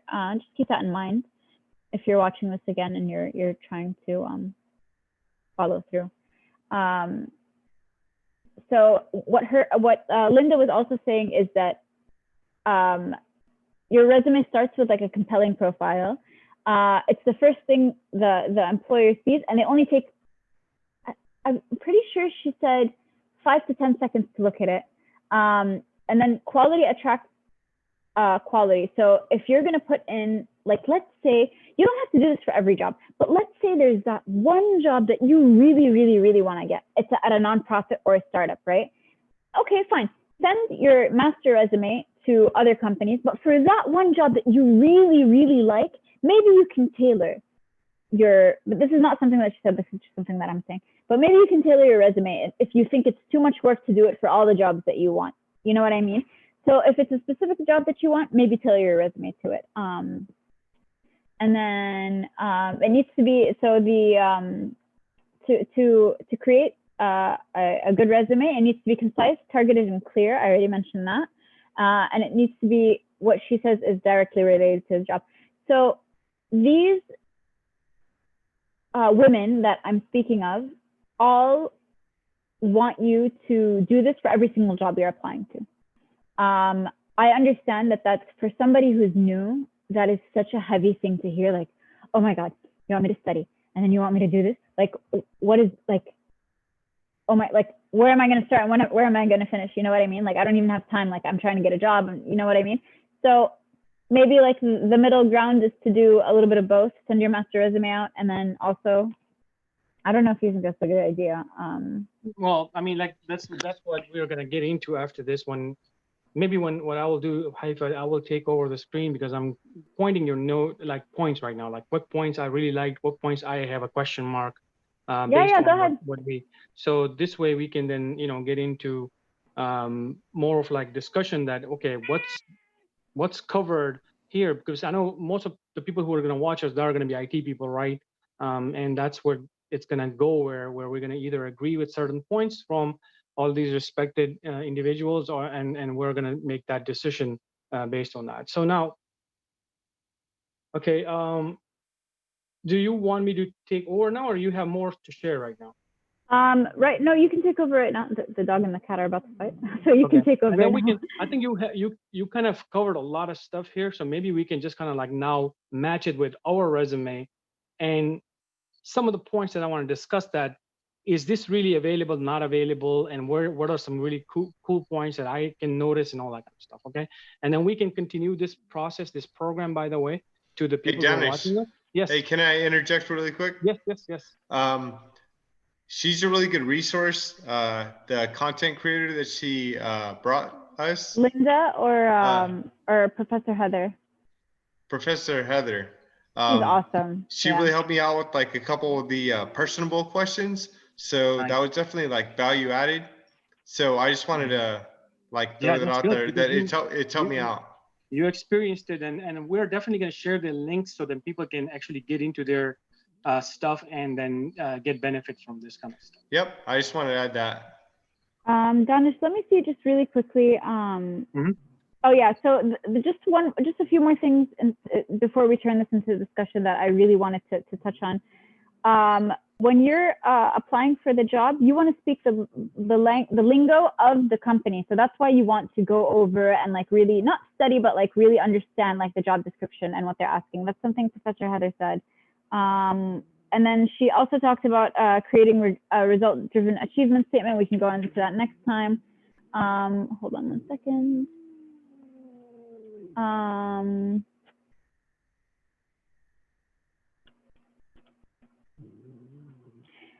something I didn't know, and I'm going to show you this. This is a mistake that I made before Danish takes over, but I'm going to show you both of my resumes. The one from before technical and after. But I have a lot of bullet points. She said that your bullet points shouldn't be more than, for the first job, you can do 4 to 5. Before your IT? This is the first This is before IT, yeah. Okay, This is before like, IT. so this is, this is like my marketing and public relations executive job. But what was I saying? So yeah, she said for the most recent job, you can put 4 to 5 bullet points. And again, like we'll go over that another day because it's so much information. For the ones below it, it should only be 3 to 4, and it should never go into the next page. Look at mine; it's so bad. I have so many, and like it's like, and what? Like I haven't, like this is from 2005 and 2008. Like, you know what I mean? Like they don't need all that information. And then here's my newer resume, which I also made this mistake here too. I think, but because like, okay, so this one is fine because it's my current, right? That's fine. 45, very concise, very well written, like, you know, to the point. But like, look down here, I can totally make these more, nope, can't think of the word, like shrink them basically and make them like more shrink them to a the little point. bit, yeah. Like you want to make it a little bit. I saw somebody use the same template with a little summary in there. So he would like put a one line under the job, he would put like a sentence, and he would put 3 bullets in there, which I really liked. I was like, wow, we got to do that. So you know what, Danish, that's the other thing. I don't know if you want me to go into that, but that's one of the other things that I really, really loved. Let me see. Let me just do this one really quickly, and then I'll hand over the screen. Yeah, sure. Nope, that's not the one. Hold on. Let's stop, Mama. By the way, she's not in pain. She's just upset with the dog. So I think this is what you were talking about, Danish. But you see here, experience. By the way, she said also that like this should always be like capital letters, experience, core, whatever that word is, vice president of sales. Like these things should always be capital, but make sure that everything underneath is properly is like proper capitalizations and things like that. Like don't like put aligned properly. Yeah. Yes, aligned properly. Like so here's what she said, and again, I didn't know about this, right? But she said, okay, put like whatever the corporation is. Always put like the month you got hired and the year, and then to what month and year you worked, and then your title, and then put 2 or 3 lines about what you did for that job, you know, and then state, again, like I said 2 seconds ago, 4 to 5. Okay, it's gonna get rowdy in here. Go ahead, Danish. Okay, got it. So let me.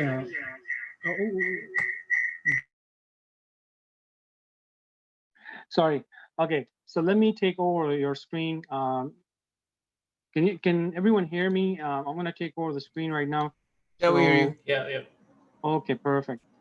So how do I? Okay, there you go. I was like, how do I share my screen? There you go. Tech. I would have been like, I need you. Danish, now. do you want to take over my screen, or do you want me to stop sharing? You can stop sharing. I'm taking over right now. So are you guys seeing my screen right now? Not yet. Not yet. How about now? Well, now we see it. Yep. All right. Okay, cool. So I wanted to go over, because now it is the moment where we wanted to actually talk about, hey, what Haifa is covering is something that she's missing and she's feeling that she's missing. But at the same time, we're going to see, oh, is this really missing, or is this something that she didn't see it, basically, right? In this, because we got to know, we got to have to make sure that when people are watching us, they don't get confused and start going left and right on resumes and, wow, you know, I got to change everything now. So the first thing we want to talk about is this.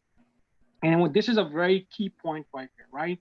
So everybody, of course, just like what Jacob says, that, you know, these people are great. They have given me suggestions. How Haifa is also saying that they're great. They're giving me suggestions. So there are people who are going to be like that and non-IT professionals who work on HR, stuff like that. And those are great stuff to know. And then there's going to be people who are going to be like IT professionals who are going to target the IT managers. Because remember, when an HR manager picks your resume, where does it go? Who actually hires you? Is this HR manager, or once the resume reached out to the department, this the IT director, IT manager who picks up that resume, right? So you gotta basically kind of like pass through these people. And what I love about what she talked about in the beginning, resume dash story. Does your resume have a story? Because the HR manager is looking at that, is looking at the story. So now my question, my thing with this would be, Haifa mentioned that she didn't know anything about this, and that's true because in her training we focused on skills. And our focus was not in the main training; it was not just resume, because we wanted to make sure she knows the skills first before we even get into the resume. And there's a reason behind it. How can you defend a resume like this? I'm about to show you. How can you defend this resume without knowing these skills? And that's the same question I think probably Jacob would be also looking at this right now. How can you even defend this stuff? You cannot defend it, right? When you look at this stuff right here, and when I say go ahead and apply with this resume, naturally you cannot defend this. So the focus from our end is going to be what first? To get these skills down, basically, at least at the basic level, right? So now let's come to the story now. This is very important stuff because that is actually true. We never had something to basically talk about resume in so detailed that we're going to give you the resume and we say, hey, just do the courses, skills are great, do this stuff, and I'm going to give you 2 or 3 videos. That's a great, but that changed last month. And then we're talking, and she started like 3-4 months ago, right? So you see what covered this. I'm going to show you guys what covered this. Actually, Discord is covering this right now. And all of this stuff that we're talking about right now, the story, how do you make your resume to attract the HR managers, attract the IT managers, attract the tech recruiters. Now, I'm sure probably Haifa doesn't know this probably. This video is recorded recently, probably a few weeks ago or 2 weeks ago. And this video exactly talk about the same points that we are talking about, these 2 major points, right? Probably 3 major points. I think right? I missed it. You missed this, okay. So that's why I wanted to make sure that I make a review now on top of this, because you're a student and there are other students, and this way we can then combine this. Okay, is this something, because now people are going to be confused. Should I go for the professionals who are not in IT, bring up their templates and use it? Then what do I put on this resume? Because that's another question that everybody's going to be asking right now, right? For a brand new person who's watching us right now, that's exactly natural question next from them. What do I put on this? Yes, but what's the story? First of all, what is the story? Well, how do I create the story? Second, how do I win the mind right here, right? How do I make this resume look so good that people get into that and then they think that they can imagine me like in a story?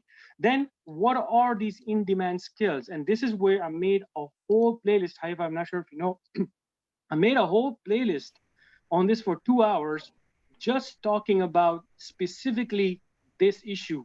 Readiness for the job, job readiness, competency, job descriptions. Remember you talked about it, right? Like, look at the job description, look at the in-demand skills, then coming over here, skills that will help you land entry level. By the way, guys, we did not like, schedule this to talk like this, to be honest. Everything is becoming naturally. And I'm kind of happy because these professionals are talking exactly how we technical people think, and makes me happy because those are very good professionals out there. And my level, yeah. Danish, I don't want you to feel like I'm disrespecting you. I'm not. I probably didn't look at the resume stuff because I already had like my resume. You know what I mean? So I was like, oh no, I don't need to look exactly. Let me look at the IT stuff. And that is where I'm kind of like making the focus right here, because that's your experience, right? But the other people who are going through this stuff probably already done what you're sharing today and that's kind of enforcement to the people who are not actually looking at this stuff, right? Some people are like, they take the courses and then they disregard this stuff, where you get stuck then, right? And that's kind of something we all should then understand, that if you're not going to follow certain things that are very important in this phase, then of course you're going to have some struggle going on. You're going to have some stressful time going on. So we just talked about those points in her video. From, again, people should be looking at this right now. Hey, I really love that professional who's sharing that stuff, and I'm like, wow, that professional is also hitting the same points that we just hit right here. Almost every single point they're talking, They are in our technical side too. So remember, that professional will not have this type of knowledge, right? Like they're not going to know about Active Directory. They're not going to know about a ticketing system. They're not going to know about Office 365. So this is your answer to the people who are thinking, how do I make my technical resume compared to what that professionals are teaching? Now, here's the thing. All the way from top to all the way to the bottom, you really need to finish this from top to bottom. Because if you go from any other way, you're missing pretty much all the steps, right? So you go from top to bottom, and then in the last video, we talk about these major points that she discussed. Resume, story, who are you targeting? HR people, IT manager, technical recruiters. Winning the mind, how do you win the mind? Your resume has to be tailored so then people eyes goes towards certain things that we think are very important. So I like to point out that in that resume I saw in that template that they talked about this area, core, we call it core strengths in our resume, right? So when I was watching Haifa, it kind of immediately connected me, hey, I'm very confident when I give this resume to people because it exactly hit that spot for people where people say, hey, customer service, ticketing system. Now we're targeting that descriptions right now, right? Office 365. Now we're targeting that HR manager because they use Office 365 in most cases. And even if they don't use it, they already know about it because it's such a hard tool. Tier 1 troubleshooting, broader thing, right? Oh, I messed it up. There you go. That's how you mess up your resume. Okay, Active Directory, and of course, then you can you little make it a little spicy based on your own confidence right there, right? Now, this is where Haifa kind of like I agree with that template and I disagree with that template, right? Because that templates are based on professionals who are not IT professionals, and this template is designed for people who are targeting these jobs like on a broader level. So here's the thing. Now, we already covered this stuff pretty good in those few videos. So I would hope you would watch those videos, and maybe next session you can then talk about it. Did those videos actually help you understand? Because you say you never heard of it, right? So now when you watch these videos, my thing would be that I want to know your insight after watching this playlist, right, Haifa?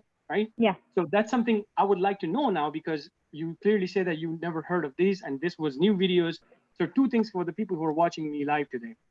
If you're not a part of this area right here, resume review, then what we just talked about, this is like you can think of spending, let's say, almost a month over here because there's so much data in this area by different professions, not just me, by the way. Kev Tech is there, and he's always here. He's always helping people. Kev Rocks is here. Kevin Diaz is here.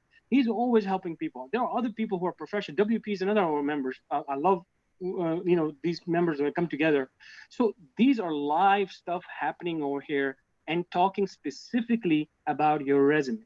So of course, I may have a very strong feeling about this resume, but this may not be a one template that might help for every single person in the world. That doesn't make any sense, right? So here's my point to the brand new people.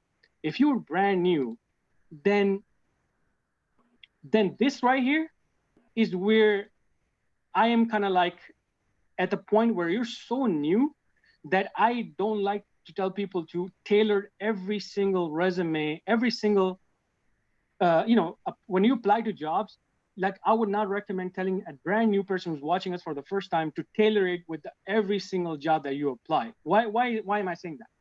That's just because I train thousands of people, right, in this platform, and I train them. So I have seen people, they give up after 2 or 3 applying to jobs. So imagine when somebody's brand new and they start coming over here, start tailoring things, then going back and applying and then replying to those answers. You know how you feel when they ask you tons of questions. Then after even 2 or 3 tries, you give up as a brand new person, Absolutely. right? So we created this master template for a reason, because then people like this, like I'm gonna show you right now, because we wanted to then share, let me see, where did I share that? Here. So people like this, like Jacob, who come in and say, okay, I got the job. This guy right here is another, this place is full of, and this is also in the success stories right here. If you guys go here, we have a success story section. This is where so many tons of people came over here. I don't have any certification. I'm currently a college student. I don't have any associate degree even, like they have not finished that. I used your resume and write my skills. Here you go. You helped me gain the skills, write my resume, and as well as prepare for the interview questions. So for these people, it's a package basically. It's a full package for a brand new person to go ahead and test the water. You may get lucky just like these people. Now, if you're in a place like where Haifa is, when she applied to so many places, now, of course, we think that, in my sense, like of course, I'm going to be like, hey, you did get a call. It's not like you never got a call. But of course, not one is not enough, right? We all agree with that. So you need more calls. And that's where Haifa belief is that maybe I should change it to the other formats, and that may do the magic for her. And that's where I'm going to tell Haifa first to please go over these videos, because if you miss this, you're already talking about these points that are already covered in these videos, right? And when I say that I'm going to use this resume, I'm using this your format, the same resume, and in this 30 minutes, I exactly talk about how you connect this resume with the story and how they think about your resume. So at the end, my thing is this, that maybe it's just too early for you to change your template, because that's how I feel, to be honest. That's how I feel. But you don't have to go with me, because this is a community. You can say, Danish, that's a great suggestion, but let me try something else, because that's what I want to do. So then the people who are watching me, that's why this is a community. You don't have to use this template, and you can use your own template and come back to the community like Discord and share that template with us.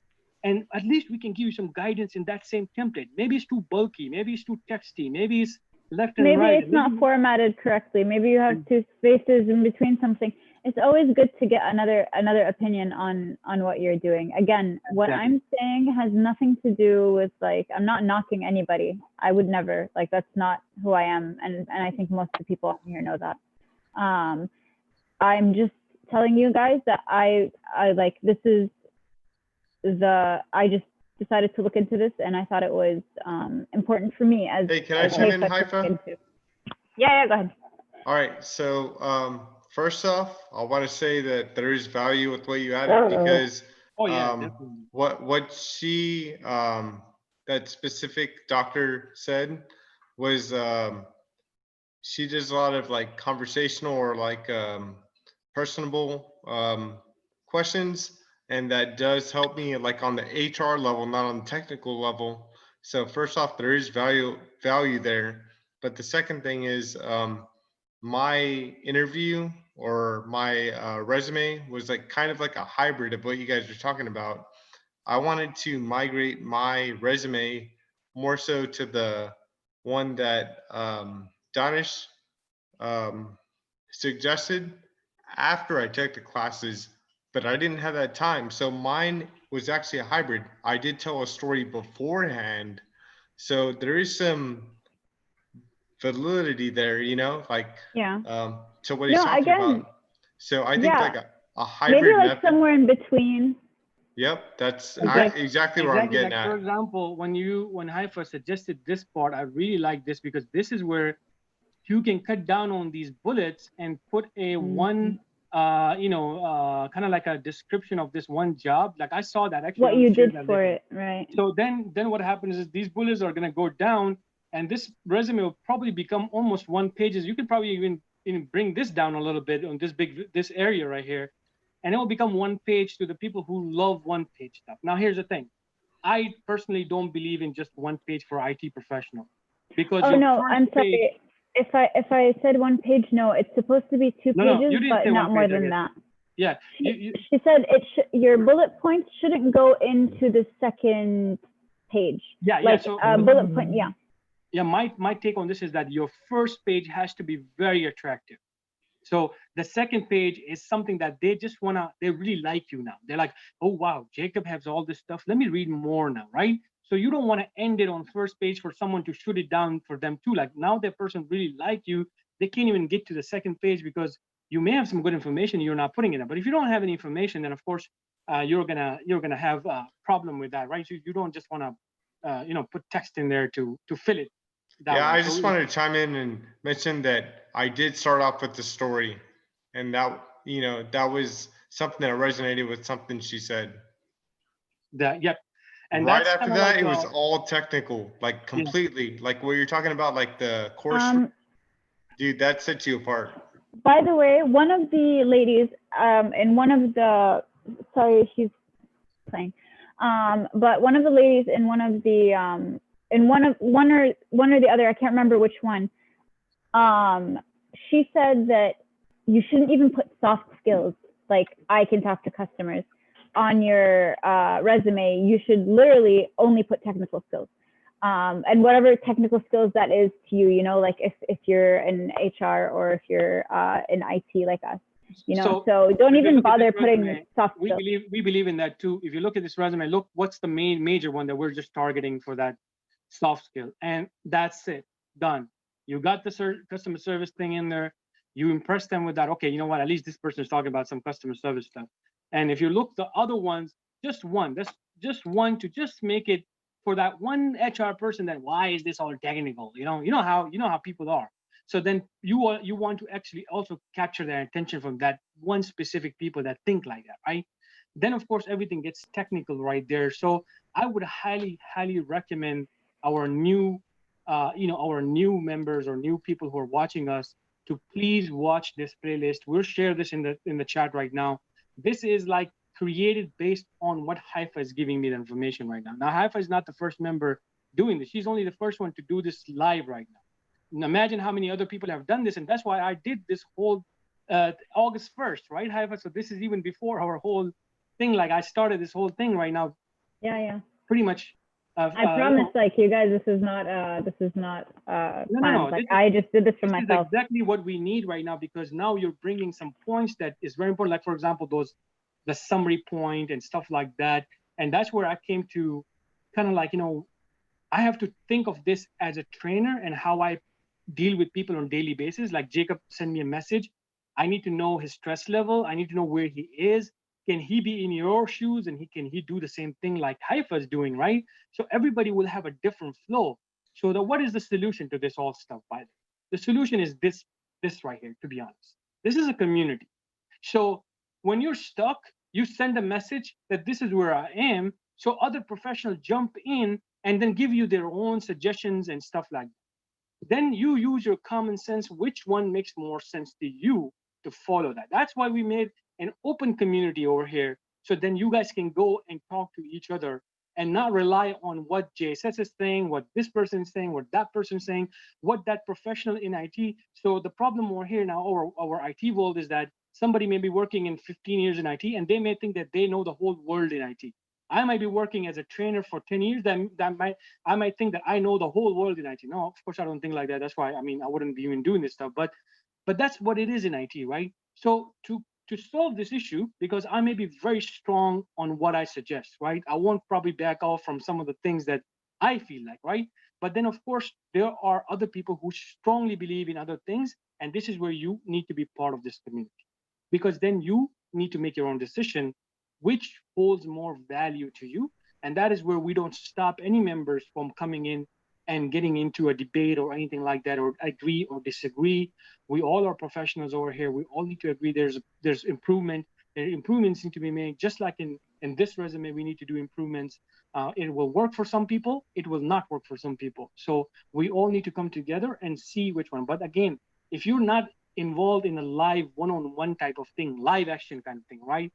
Then it's too hard for anyone to really guide you, to be honest, guys. Nobody invests this kind of time with you one-on-one to come and go over every single thing we do, like in this detail. You'll find very few videos on YouTube.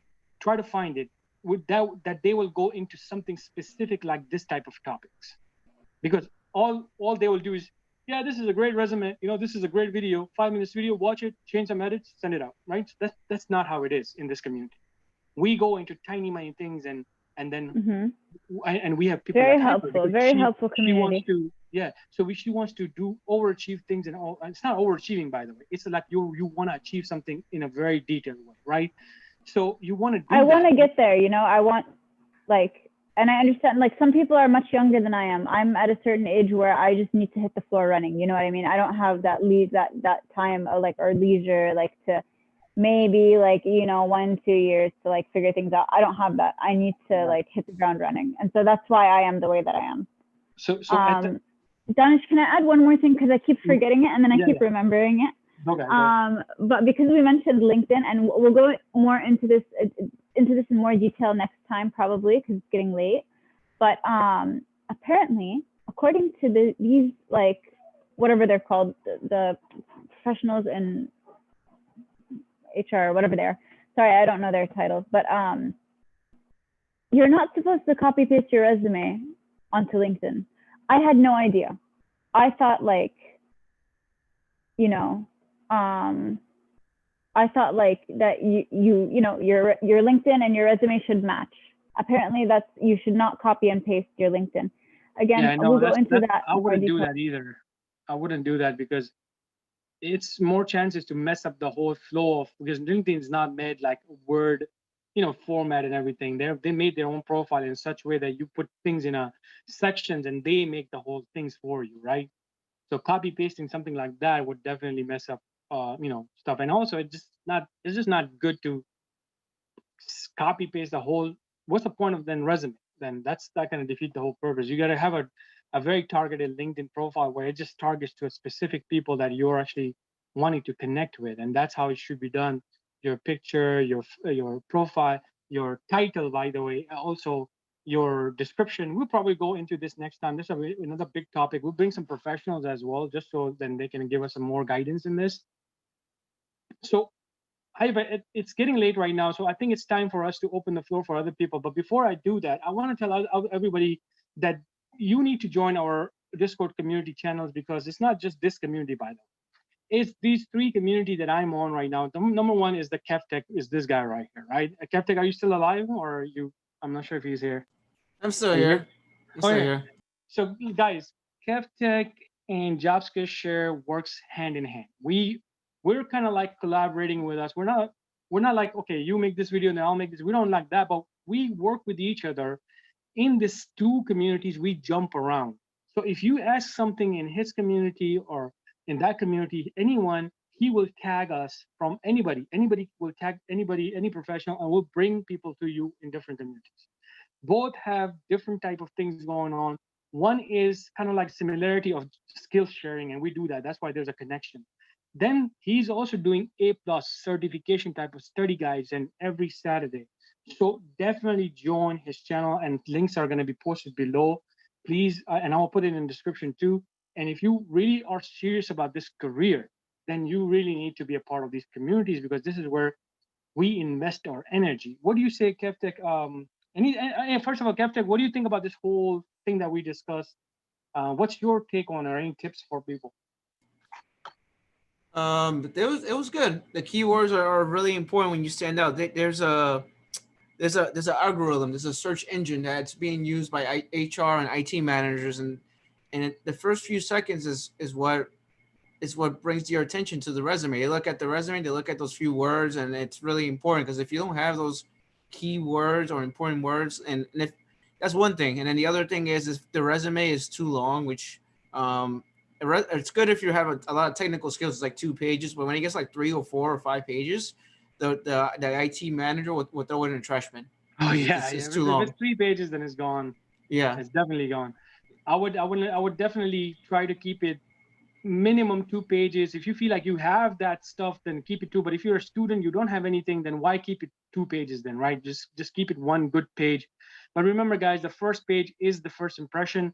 If the first page is bad, then that will also get probably like, it won't make it. So definitely make that first page, stuff. Anything else, Kev?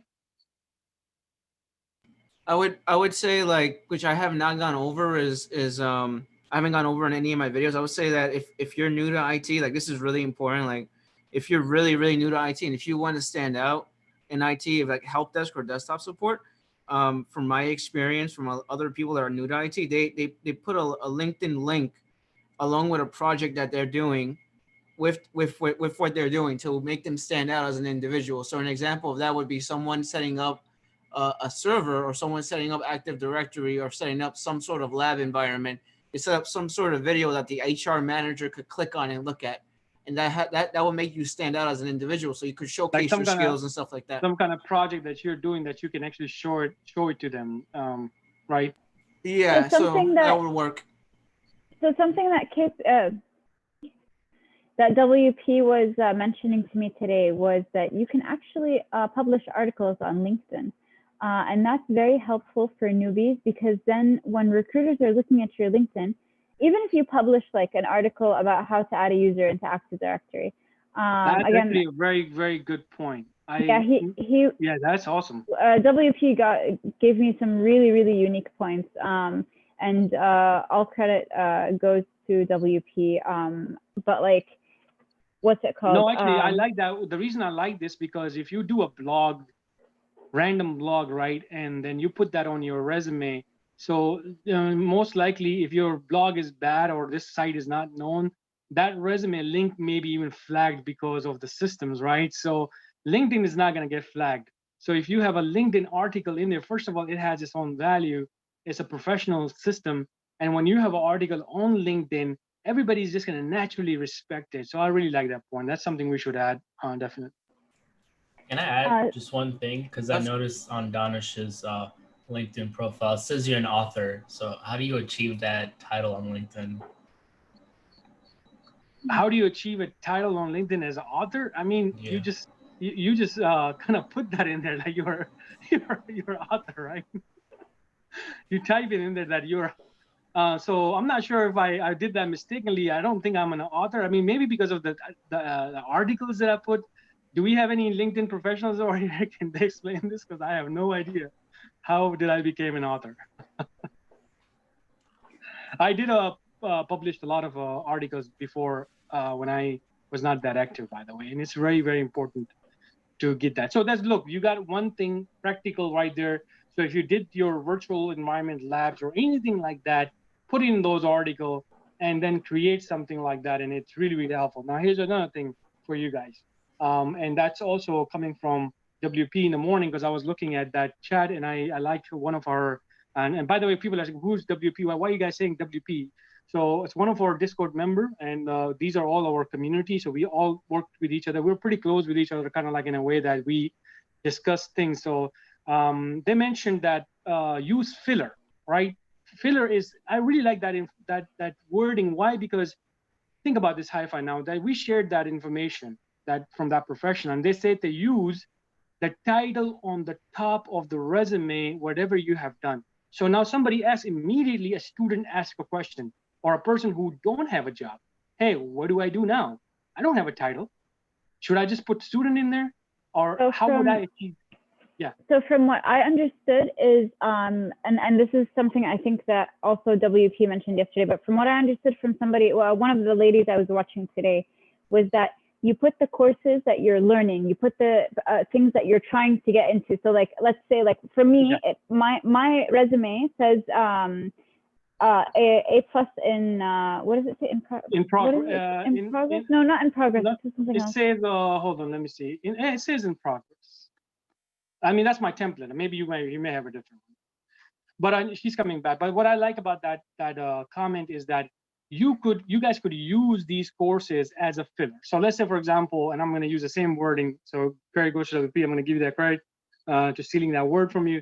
So, that filler is very important, by the way, guys. You need to show something. If you don't have anything, you're just normally getting up from the college and you're throwing that resume just like any other thousands of college students out there. So that goes back to our main point that if a manager have great customer service, whatever resume you have built that, but if you don't have anything unique on your resume, then you're making hard for this manager to pick you. Why is that?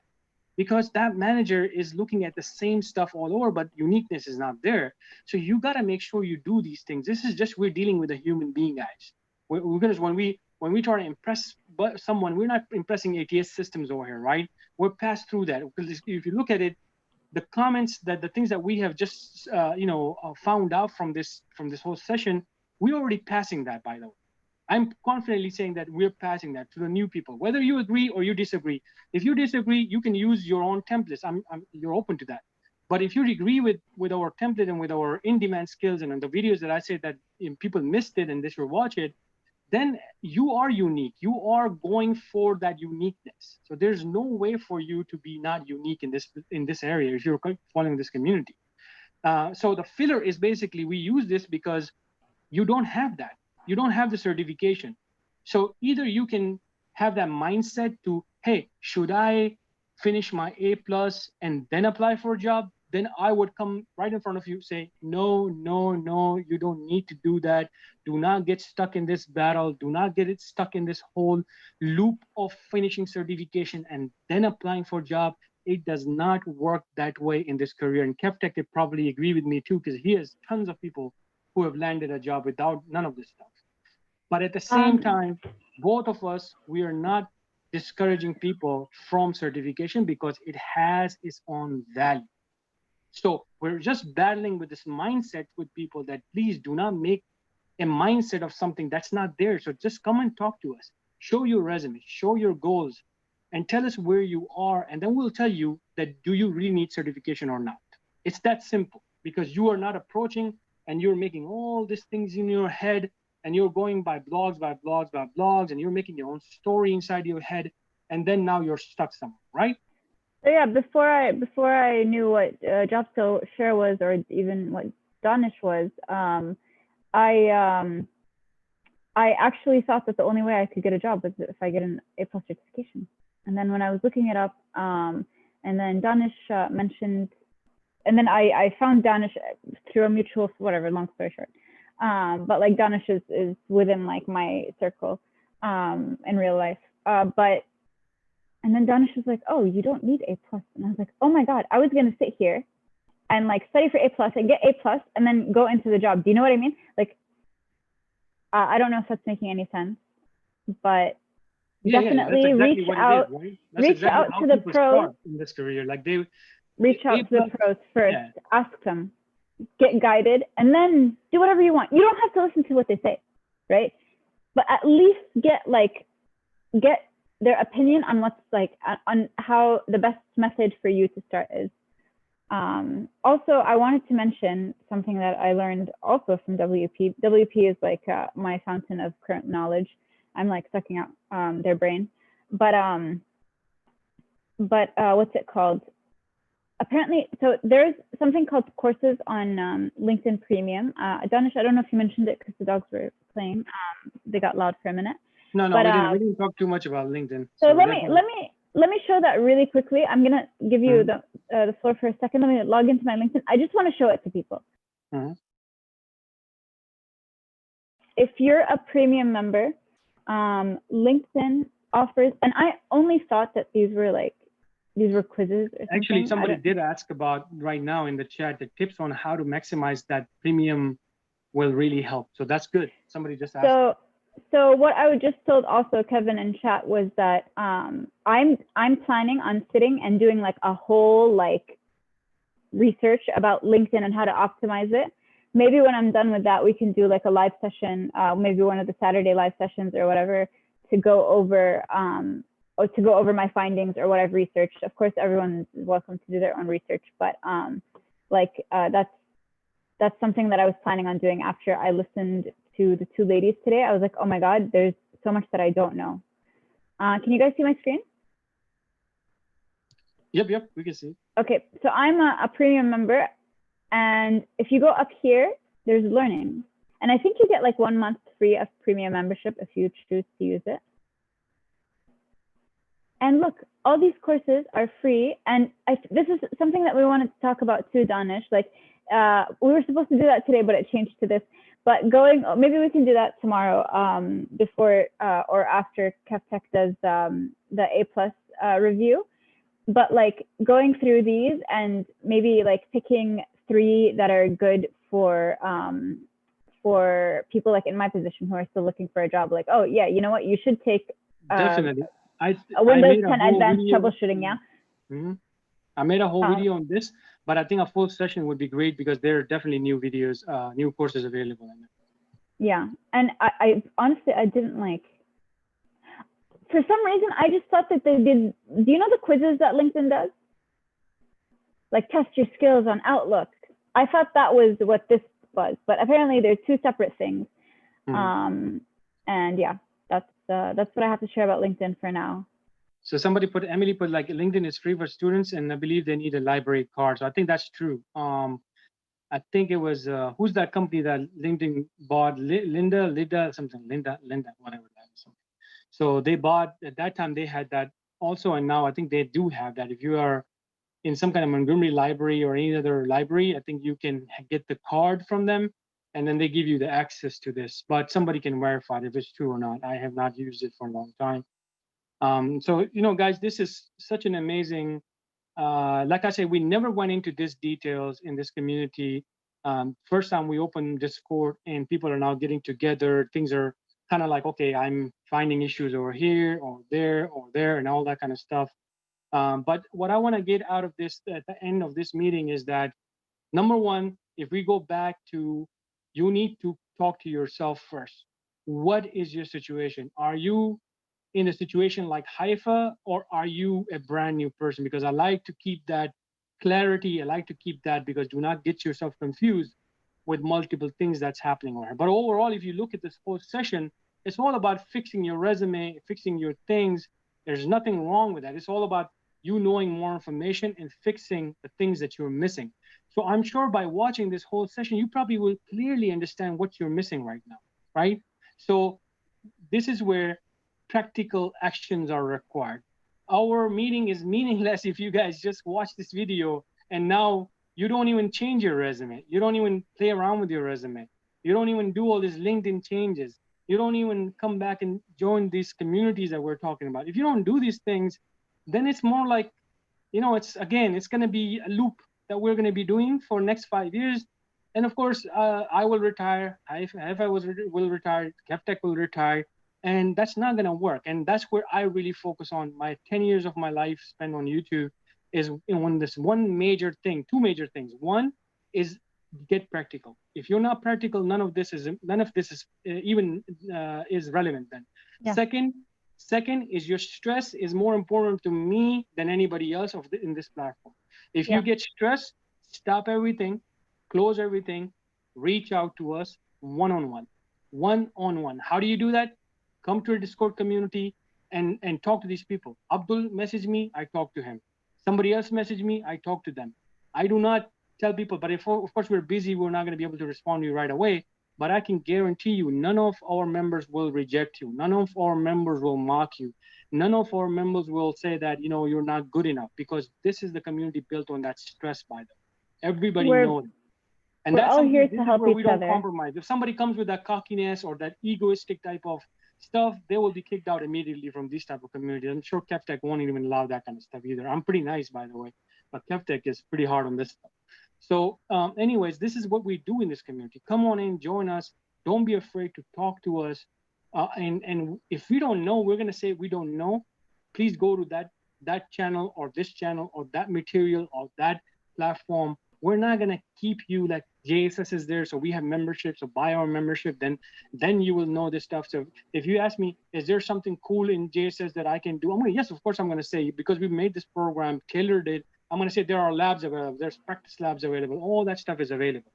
But if you say, no, I'm not into this kind of stuff, is there any other thing you can suggest me? Yes, we'll tell you that platform, this platform, Pluralsight, that site, everything is open to you in this platform. So with this, I want to open it up before you. No, I'm not going right now. So I'm going to open it to you guys now to talk about, and the other people who are spending so much time with us, like Abdul, Jacob, anybody who wants to come on in and please share. I just wanted to say these are these are the links that I'll be sharing. This is the one from Professor Heather that I was talking about. Again, I didn't watch the whole thing. I wasn't able to, but I will. This is one of the ones from Linda I think it's Rayner. And yes, I'm subscribed to all of them, but these are incognito, so that's why it's like that. But and then the third thing is that we didn't get to go over today, but here something that Professor Heather mentioned or linked was 185 powerful action verbs that will make your resume awesome. We can talk about that next time. I will share all of these in the chat now, and I'll share them also on Discord. And then, yeah, I'm done. It's all you guys. So anybody else want to come over to talk about anything? Right now, the floor is open to everybody.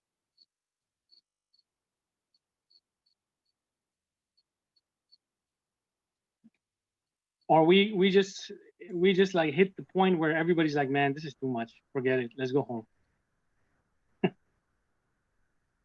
All right, guys. I think maybe Abdul, do you have anything? Are you coming in?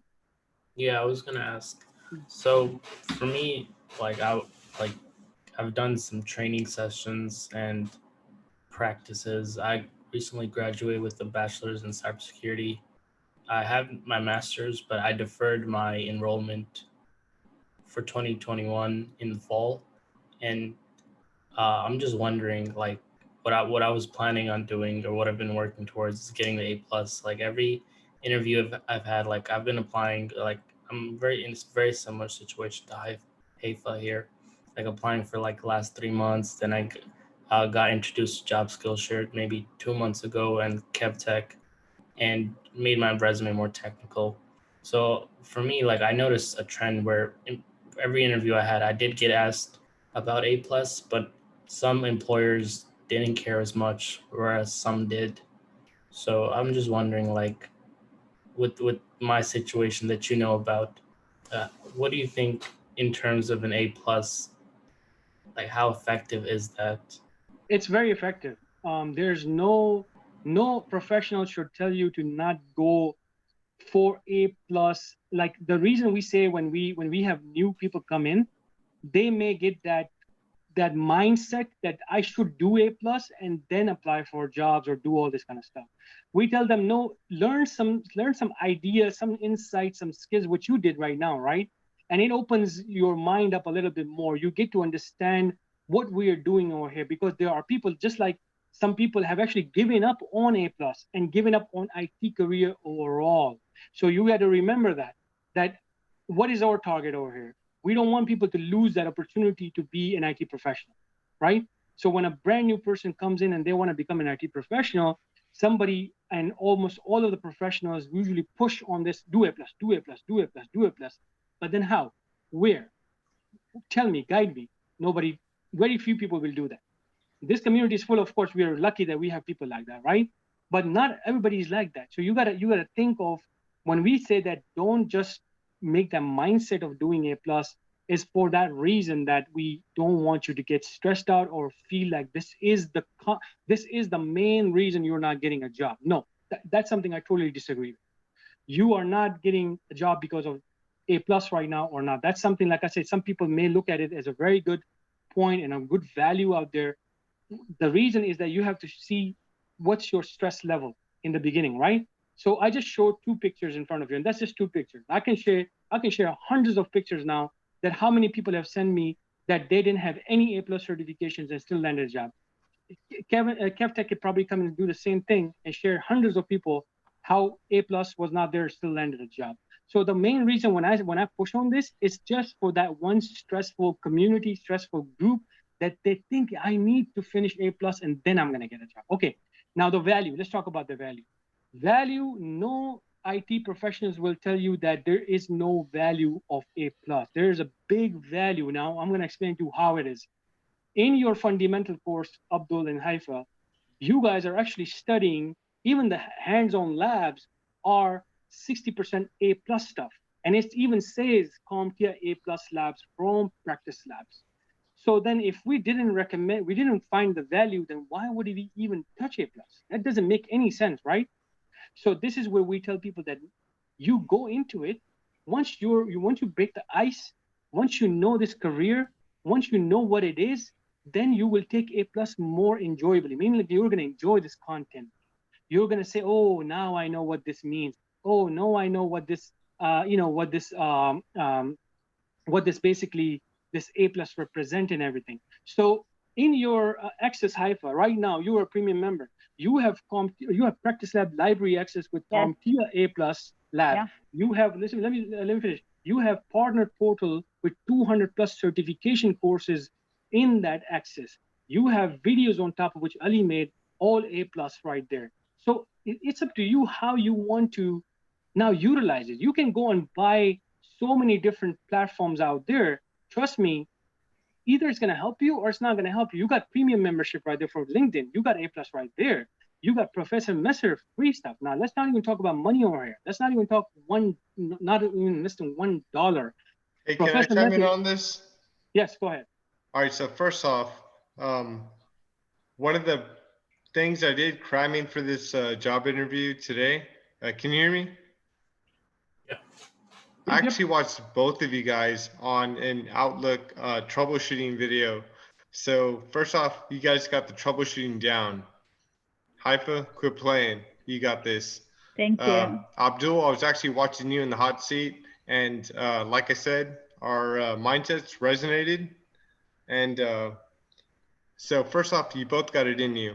The A plus Thank is you. more of a formality. It's super broad, and that's what makes it difficult.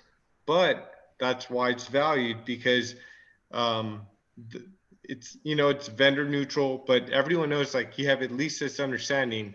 So first off, you guys are both capable of it. Like Danish said, you don't have to do it, but there is value there, because whenever you apply for a job, they know that there's that mark right there. You guys are already capable of that. Mhm. And so first off, you guys would wreck it, but there is value there. It's super broad, and it's really weird because you don't know what kind of questions you're going to get. But Yeah, the questions are confusing too, right? well, Well, that's fine. I mean, you It's have the way to they try, word right? This them. is why you have all these resources. You guys are doing study group. You guys are doing, with Captain, look, he's spending 2 hours every Saturday, right? So that's for a reason. And then you have all these videos. You have this Professor Messer content, which is probably one of the best content. He's probably my teacher. okay, too, so I use mainly Professor Messer. Mike Myers. Yeah, and I like Messer better because he's more straight to the point. Mike Myers is good. Jason Dion is good. They're all teaching the same thing. They're actually all pretty high quality. You could probably pick one and just be done. It depends on which presentation approach you like. But dude, I can already tell from the troubleshooting skills from both of you that you got this. You just have to be exposed to the content. Mhm. And remember, it's super broad, so that's the weird part. But you got this, and I say, Thank you, if Jacob. Yeah, if you exactly. can, just go for it. Thank you. You know what? And Abdul and Haifa, to be honest, you guys are at the point where you guys can actually do this. Like you have already, Dude, no broken the doubt, ice, dude. They're already right? like past it. They're already past it. You pass. That's what I'm. So here's the thing. You guys are past that point where you will give up on this, right? You're not at that level now. You have already broken my kind of like checkpoints, right? So because I am like right there in the beginning where I say, hold on, you're just coming into this career. Don't need to pressure yourself to do A plus. Let me first tell you what this career is about. And you kind of got shook left, right, do this, do that, do this, do that, right? So now you're so well-rounded that A plus cannot stress you out. That was my concern as a platform person who runs this stuff. And I'm looking at strategies on making sure that people don't give up, don't run away, don't get stressed to the level where they say, screw IT, we're not into this kind of stuff. What is this? This is so broad. Are they doing this kind of stuff in IT? No. That's where A plus messed up. And we fixed that, right? So the fixing is done for you guys. Now it's up to you guys that, do you want to add a value to your resume? I would say 100%. And that's the reason that the whole thing that you're doing, you're 70% covering A plus in this platform, right? In the same platform. Both of you can cover 70% of A plus in the same platform. But at the same time, because we run this platform for skills, I am not a person who's going to say we kind of like take certification too seriously over here, right? So there are other good platforms for this. We're not going to be the platform that you will say, let me go to JobSkillshare and they're going to make sure that they help me certify. No, we're not doing It's called job skills. That's called JobSkillshare. So you got to combine these two. You're going to get out. You're going to use the resources that we give you. You're going to use the resources from outside. You're going to use a practice test, practice exams, everything like that to get that value, put it on your resume. So your resume start talking, like your resume will hold value then, right? Because CompTIA, everybody knows CompTIA and all that kind of stuff. And then you get to see us. Now I'll give you another example. We have nonprofits, and I'll mention them later on, their names. I don't want to give them their names out right now, but once they are out in public, I'm going to show them. They send us every 3 months and 2 months from one of the veterans also. They send us 20 to 15 students who finishes A plus, they get their certification, CompTIA stuff. who finished Google IT support professional certificate, right? They finishes that, still they send their student to us to make sure that we give them the skills, because every students feel the same way that we're dealing with them right now, the stress level right there. Even with those certifications, I just shared 2 screenshots today. Jacob had CCNA, right? Jacob, I think you had CCNA or somebody else? No, I'm working on CCNA right now. Okay, it's probably somebody else. So I shared another person today that he had a CCNA. Actually, I shared the email. CCNA still was struggling. Another person had no certification, still got the job. So the point at the end is this: certification holds a big value. There's nobody who's going to on this IT earth right now should tell you to not do certification, but do it smartly. Make sure that you are at the point where you understand, if you're going for CCNA, then what is the outcome? Can I achieve something practical out of this certification? Or can I achieve something practical out of A+ to do this? Yes, there you go. So, I will say that these guys are completely capable of A+. Like I already watched their troubleshooting for about 3 hours. They got this, but they just need to be exposed to the content. They have to decide for themselves if the value's there. And I will say, like, A+ is not a measure of what you know. It's just like a really broad knowledge thing, but it is really nice on the resume. And the technique for people who want to get practical is what KevTech usually also suggests, and I do the same thing: in progress. If that works, great for you.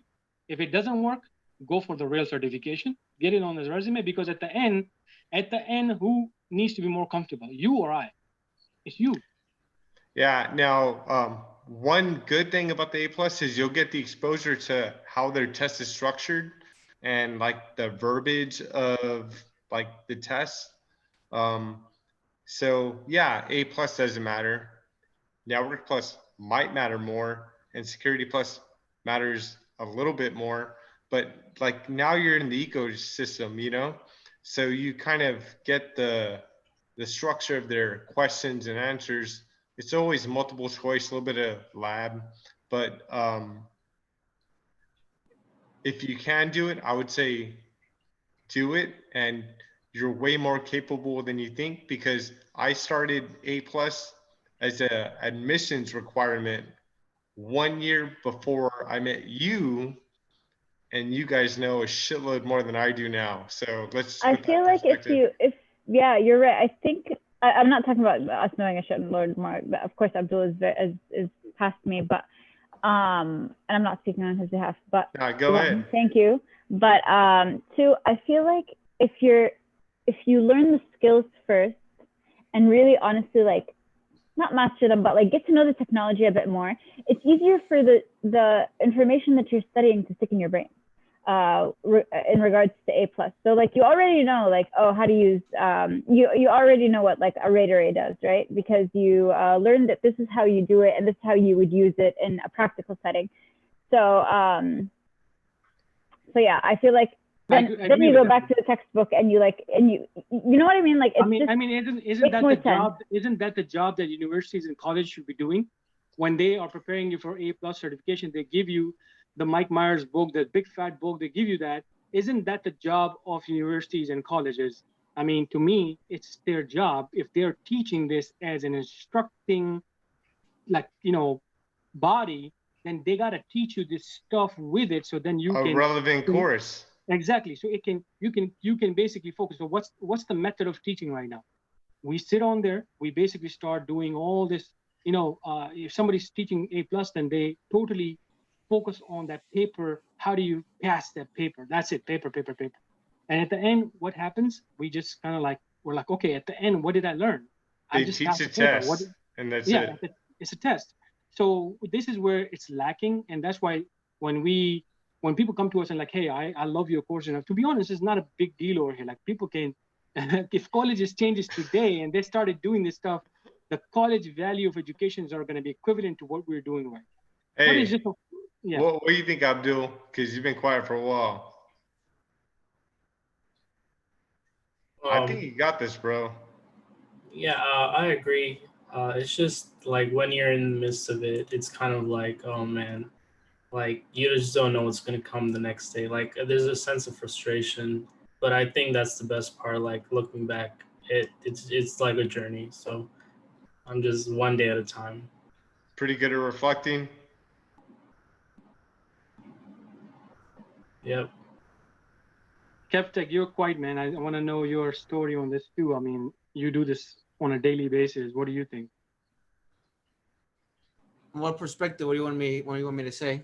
What's the value of A plus? The value of A plus, and like the kind of like, you know, how we do things, like when we tell certain people to, okay, no, just put it there, but do that. But at the same time, we also promote the value of it too. What do you take on that?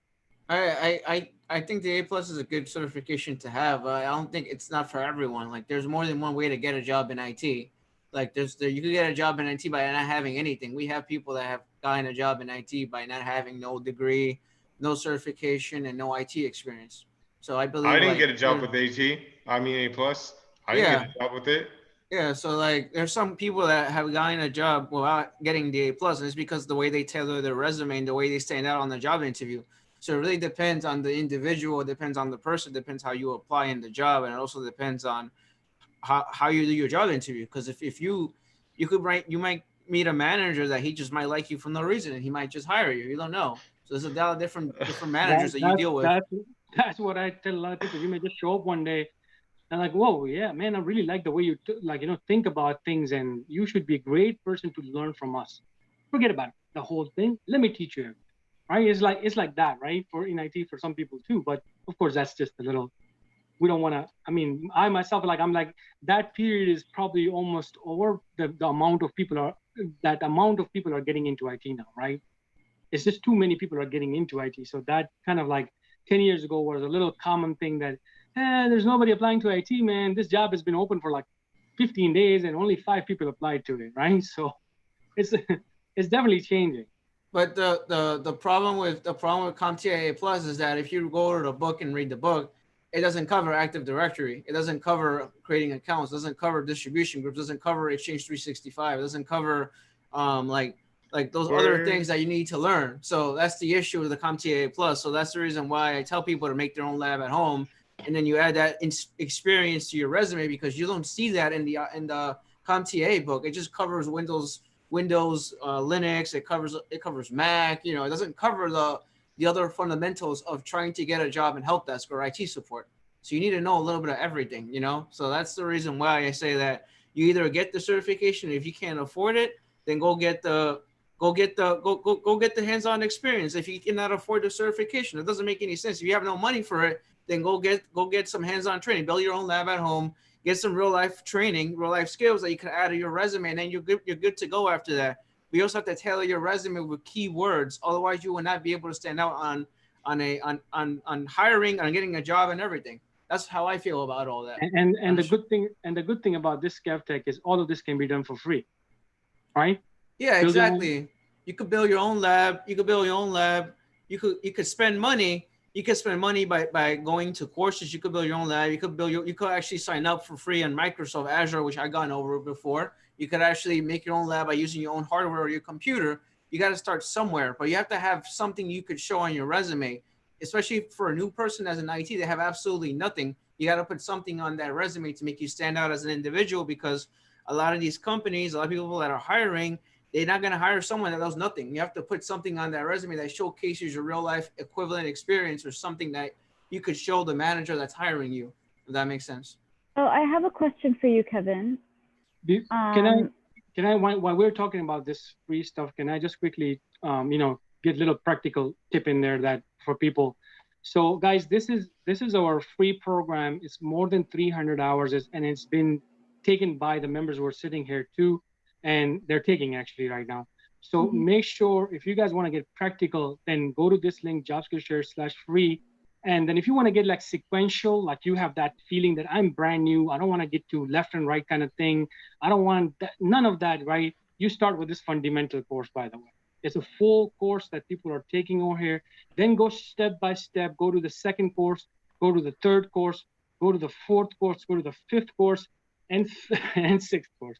If you finish all this stuff, I feel like you're way above level 1. You should be able to get almost like any IT job, like support job, to be honest, if you get to that level. But I'm sure it's too much.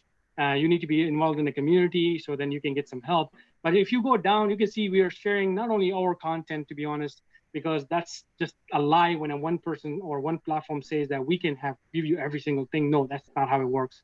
EDX have support communication from free course from this link from Microsoft, by the way. This is not us, this is Microsoft. EDX and then Microsoft uploaded these courses on EDX.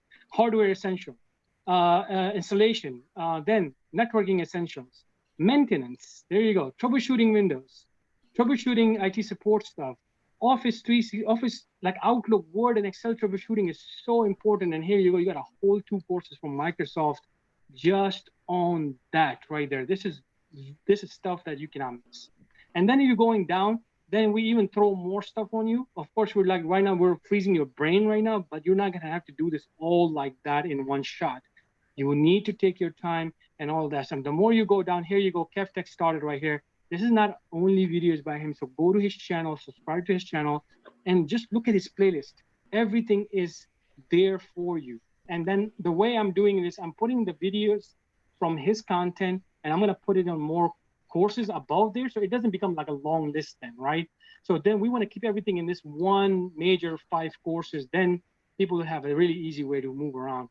But if you want to get practical, that's one way.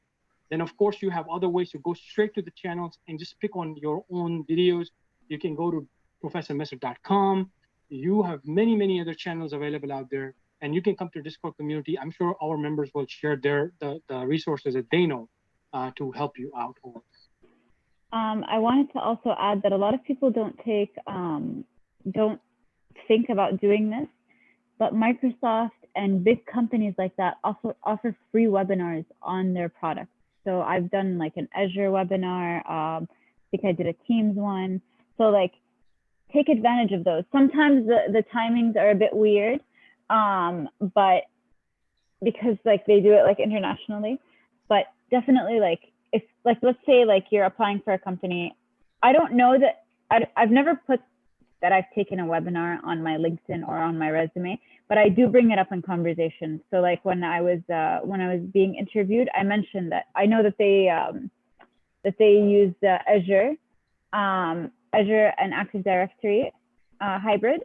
So I mentioned that, oh, by the way, I took an Azure webinar like a few days ago, like I'm getting to know Azure and things like that.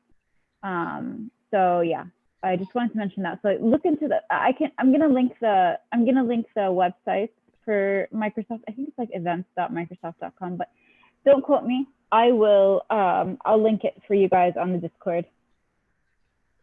Hey, does anyone have any like significant, not to dissuade what Haifa said, does anyone have like any like prolonged experience with Azure? I mean, you're asking me or somebody else? This is someone in general, because I looked at their dashboard earlier today, and it looks like a really good platform. Like, so Azure is its own like it's a whole different world in there. So I mean, of course, that's what I do on my main skills.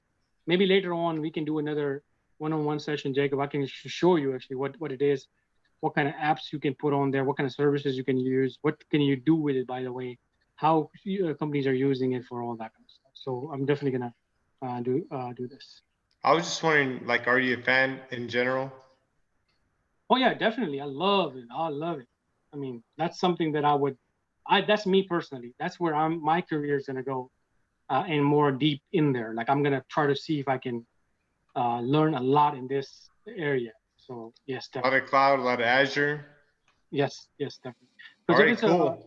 If it's a company is more leaning towards Windows and they're using a lot of Windows servers, and they're using IIS servers and all that kind of stuff, they're probably going to go to Azure. Then they can also go for AWS, but most likely they're going to go for Azure. That's what I was wondering. Like, if you start with like a Windows-based ecosystem, is there any incentive to go to AWS or the other one? What's the other one? We have Google, we have IBM, we have. Yeah. So are there any, like, once you're Windows, is it unlikely you'll go to the one that way? Like, I know where to concentrate my efforts at, you know, Okay, like, it works like this. It works like this. If an IT manager has been there for 5 years and they're just dealing with Microsoft side, 90%, 99% time, that manager is going to push it towards Azure. That whole department is going to push it towards Azure. That's just naturally because people are skilled in that Windows environment. It's easy to connect Azure with, Windows with Azure, like hybrid environment, Active Directory, Azure Active Directory with on-premises Active Directory. It's just easy because that's how Microsoft have built this whole thing. They're not going to take a risk of learning something new. That's just how it works in reality. Now, there are situations where people are going to come across and they say, hey, Azure don't have a better solution in this area. So let's try to implement something new because we need to find a solution here. And that, there you go. Your moment of changes started right from there. But if a company is using mixed environment, they're using Apache, things like that, or even Linux environment, they're probably going to most likely go to AWS. It's just that these two areas are how lean. It's all about who's taking over your IT department, and that's just how it works. That's naturally how it works. You got five people. You got 5 people who are Windows systems administrators, and they do a lot of Windows stuff. 95%, everything is Windows. Clients are Windows. Servers are Windows. And there's no way they're going to go for something else unless there's, like I said, they can't prove something or they cannot do something or they cannot achieve something. And Azure don't have it, they're probably going to go for something else. Okay, is there any value in getting AWS certification? Like, considering if you want to go into cloud side, which is going to be the future, by the way, I see a big value either on Azure or AWS. Both are going to take you on a different level. So you does one segregate you from the other? What's that? Sorry. Okay, so Windows is Azure. Who mainly uses AWS? Who mainly a lot of businesses that run that have software and things like that. That's where it's very heavily used. Oh yeah, okay, yeah. Yep. Could you expand a little bit, like on a lower level? Like let's say like a website or something like that, you know, or like let's say that the company is an actual software company, or perhaps they have a lot of needs for certain cloud products that AWS provides. AWS has a lot of different products that they provide in the cloud. So, services too. Yeah, a lot of services and things. It's also when it comes to things such as like DevOps positions and those kinds of higher end positions. There's they really like seeing AWS. It's because AWS dominates the market. Azure's growing now, and especially like for the Windows administration type of things, that Windows is very heavy on that. But when it comes to like DevOps, that kind of stuff, AWS is very heavy. I'm using I'm actually using AWS right now in my job, believe it or not, and Microsoft Azure combined together. So hey, could you tell us a little bit about that? Oh wait, I'm sorry. Before you start, Kevin, they're going to start playing again, so I won't be able to talk.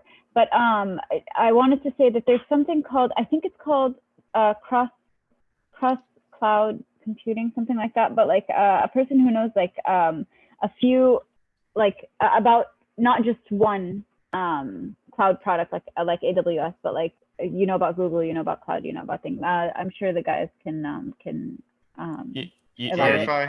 You definitely got to know more than one usually. Like I mean, you don't have to, but usually like they kind of expect you just to be able to work with them. Is what I see from the job descriptions at least. Just like they list them all. If you know one of them, they're okay with you not, as long as it's not like an AWS specific or an Azure specific position. Usually they're just like one of the cloud platforms, right? So they'll list like AWS, GCP, Azure, but you don't have to know all of them, Just be familiar with like a cloud infrastructure. Yeah, because they're all pretty much the same. They're different, but they're like obviously they provide different solutions. But like the interacting with they're usually similar. So someone can have a Windows platform, and then Amazon or whatever, like cloud infrastructure, like beyond that. Yeah, you can mix them both. I mean, why not? I mean, obviously that means you have to deal with two separate companies, but there's no reason you can't. All right, cool. And I Alright, made It's called a Go ahead. Go cross-platform. ahead, Captain. no, I was saying that I actually made a video on Microsoft Azure. By the way, I have 2 videos on that, by the way, and then Danish has a bunch of videos on that. So we have videos on it. So Yeah, and then we're gonna get into more details of this in future too. But at this point, my tummy is definitely hurting. So I think we should end this because it's been so long. And thank you Yeah. so much, every single person, for joining in, sharing all that knowledge with us, all these tips with us. People in the chat, thank you so much, and don't forget to join this. Okay. So with that, let's end it. I can't even talk right now because my stomach is like holding me. Hey, thank you, Danish. It was a good one. So thank you guys. I will end this and we'll see you guys in the Discord community. Thank you, everyone. good night, guys. Thank you, Take everybody. care. Take care.